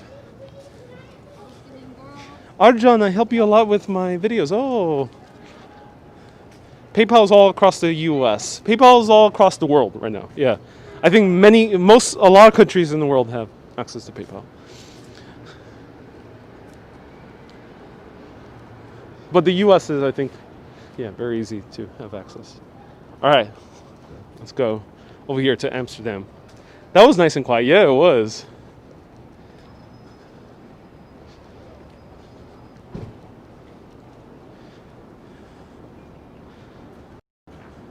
All right, I'm going to be live for about 20 more minutes. Let's see if we find a nice spot to eat, to try out randomly. A quick food review. And feel free to ask me any questions. Let's go.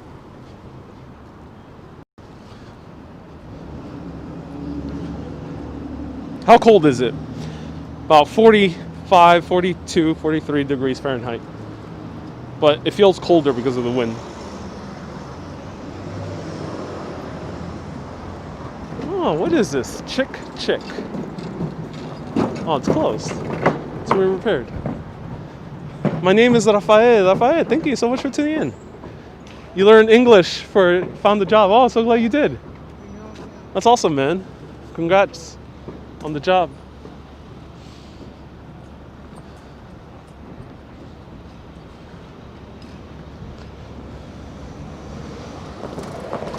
Ooh, look at that. Oh.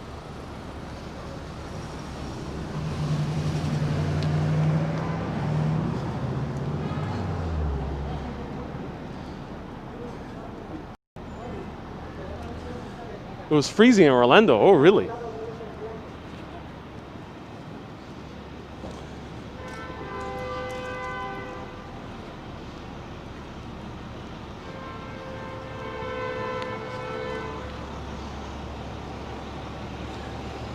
Hey, I was. Vous comprenez le français? Très bien. Bienvenue à Urbanist. Pardon, mes français. Parlez anglais.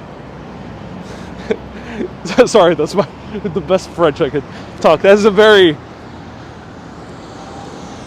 like the famous Celia Cruz, who was a Cuban-born and raised singer who became popular here with the side slave movement of the 1970s. She was asked in interviews about, did she know any English? And she would respond, sorry, my English is not very good looking. And ladies and gentlemen, I will say the same thing. Sorry, my French is not very good looking.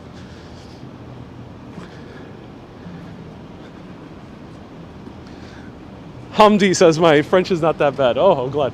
Oh, Edgar's Cafe. Someone mentioned this earlier. All right, let's try this out. Let's try this out. Someone mentioned it earlier. Edgar's Cafe. That's cute. Yeah, it is. Let's see the menu.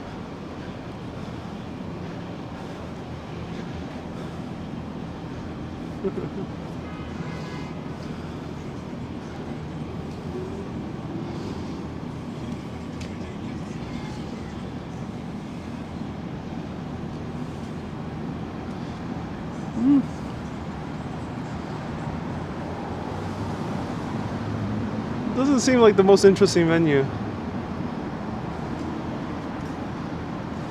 It doesn't seem too interesting, but I'll show it to you from the outside. Here's Edgar's Cafe. Doesn't seem too interesting. So let's go another place. It's more like a diner vibe, but it's modeled after Edgar Allan Poe. And apparently this is where he lived in New York City, and the manager is giving me the evil eye. So let's continue walking.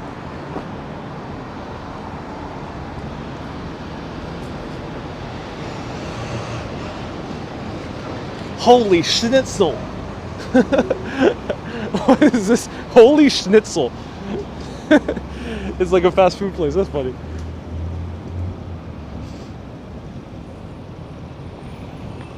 All right, here we have a church.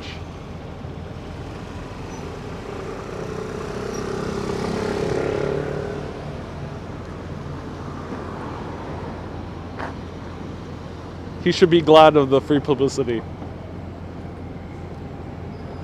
You'd be surprised. You'd be surprised. Restaurants sometimes don't realize the power of social media.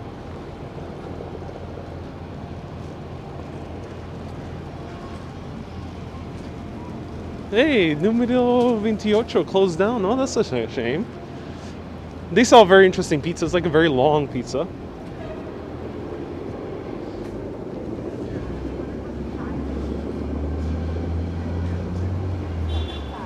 feel like I wear that all the time.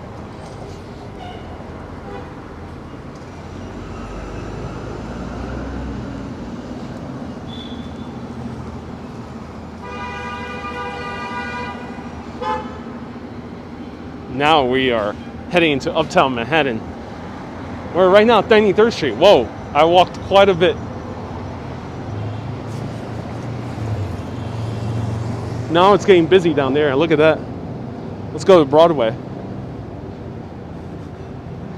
Sad to see a lot of businesses close. Yeah, LA versus New York. Ooh, to me, New York. I like walking. I don't like driving. Ain't my thing. I like coffee, and you, Rafael. Oh, I love coffee, Rafael. Que bien. Está aprendiendo inglés. You're learning English. Cool. Yes, I like coffee. How many followers will stop by that cafe and return the evil eye? No, no one do that, please. Please don't do that. Please don't do that.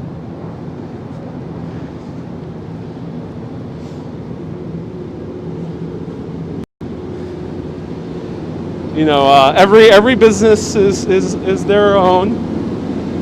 They have their own choice. It's a free country.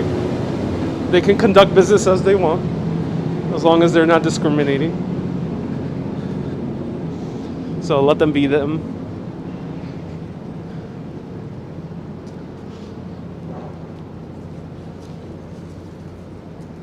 Oh wow, a new condominium is being built here. Driving is stressful. Indeed it is, man. Indeed it is, Susie. Yeah, you're right. Driving can be a little bit stressful. Free country, but coffee $6. Indeed it is, slug. It's a free country to overcharge for coffee.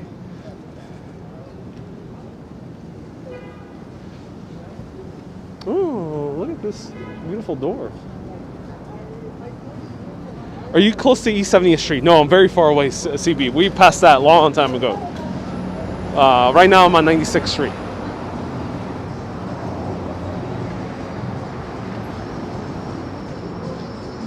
And we're crossing Free Fanta with a cut. Yeah, indeed.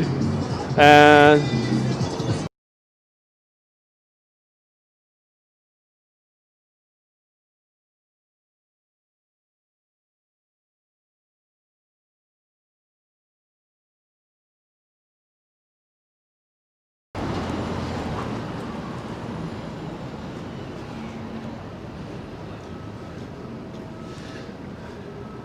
There was some merengue playing, and merengue is like Taylor Swift, very fierce.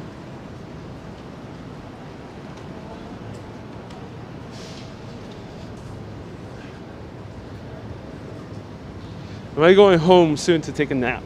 Oh, I got some work to do. So not quite nap already. Can you sing a little music English? Says Lafad. I'm not the best singer, Lafad. I can tell history.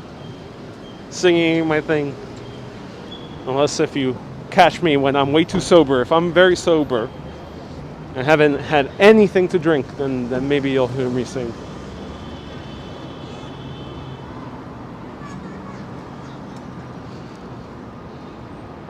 So here we're at 96th Street. Whoa, I've walked quite a long mile.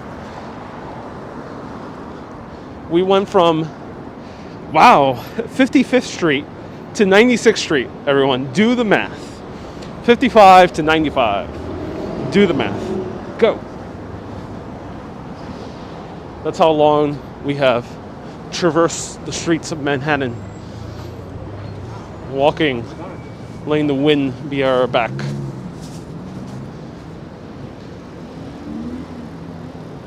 Any plans for another book? Says especially photography. Oh, a lot of people are asking for a photography book.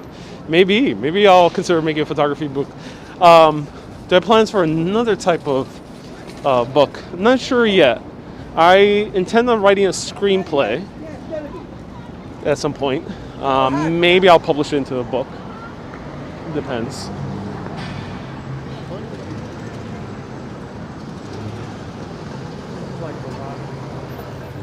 So we walked from 55th. Let me know how many miles is that. Merle says it's 25 miles. I don't think it's quite 25 miles. Ooh, did you write books? Yeah, I have a book. Can you link your book below? Okay, I'll start doing that because a lot of people ask me about my books. One book I read. It's called Retrowave.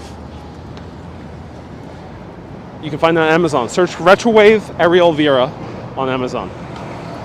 It's on Kindle and it's on paperback on Amazon.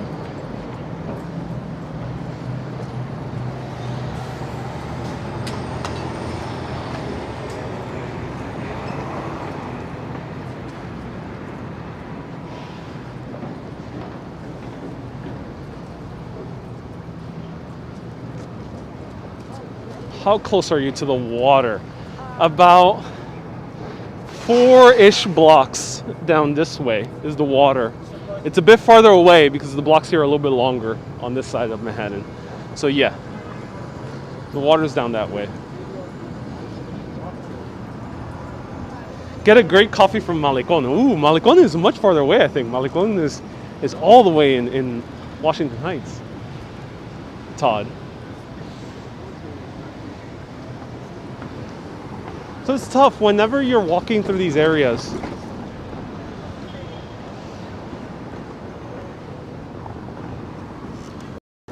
So it's a bit tough, when you're walking through these areas, it's a bit tough to find good food. At least spontaneously. And that's why I like giving suggestions. There's certain neighborhoods where it's easier. But I think the further up you go uptown, it gets a little bit tougher. So the best neighborhoods for go-to food are the Village, East, Greenwich, and West. Lower East Side is also very good. And you also have also Nolita is another great place for food. So yeah, those are the areas with the best food. Once you get up here, it's a little bit tougher. That's why I don't really see anything that draws my attention. But that's my pro tip. Only 2 miles I walked. Yeah, only 2 miles. Was it only 2 miles? I'm not entirely sure what the miles are. I don't really keep track of the miles. All right, everyone. I'm going to bid you adieu. Because there's not that much here. It's a beautiful area, though, to walk around. If you continue going up, you'll reach Cathedral St. John the Divine, which is gorgeous, with one of the best pastry shops, which is called the Hungarian Pastry Shop as well. Which is a great place to also grab coffee. So thank you everyone so much for watching. I appreciate you. I walked 2 miles. All right, It's not that bad. And would you like better Nomad or Nolita? In my opinion, Nolita is much more of a vibrant neighborhood. Nomad, still lots of skyscrapers, still a lot of like wholesale businesses. It's getting better, but Nolita's still better. Have a great day, everyone. Thank you so much for watching. I wish I could show you a food spot, but I don't see too many in this area. Thank you so much. I can no longer see through my glasses. That was a wonderful walk. Thank you to all of my moderators and to everyone who's been sponsoring, PayPaling, star sending, and super chatting. Everyone, keep being awesome and always keep on exploring. Have a good day, everyone.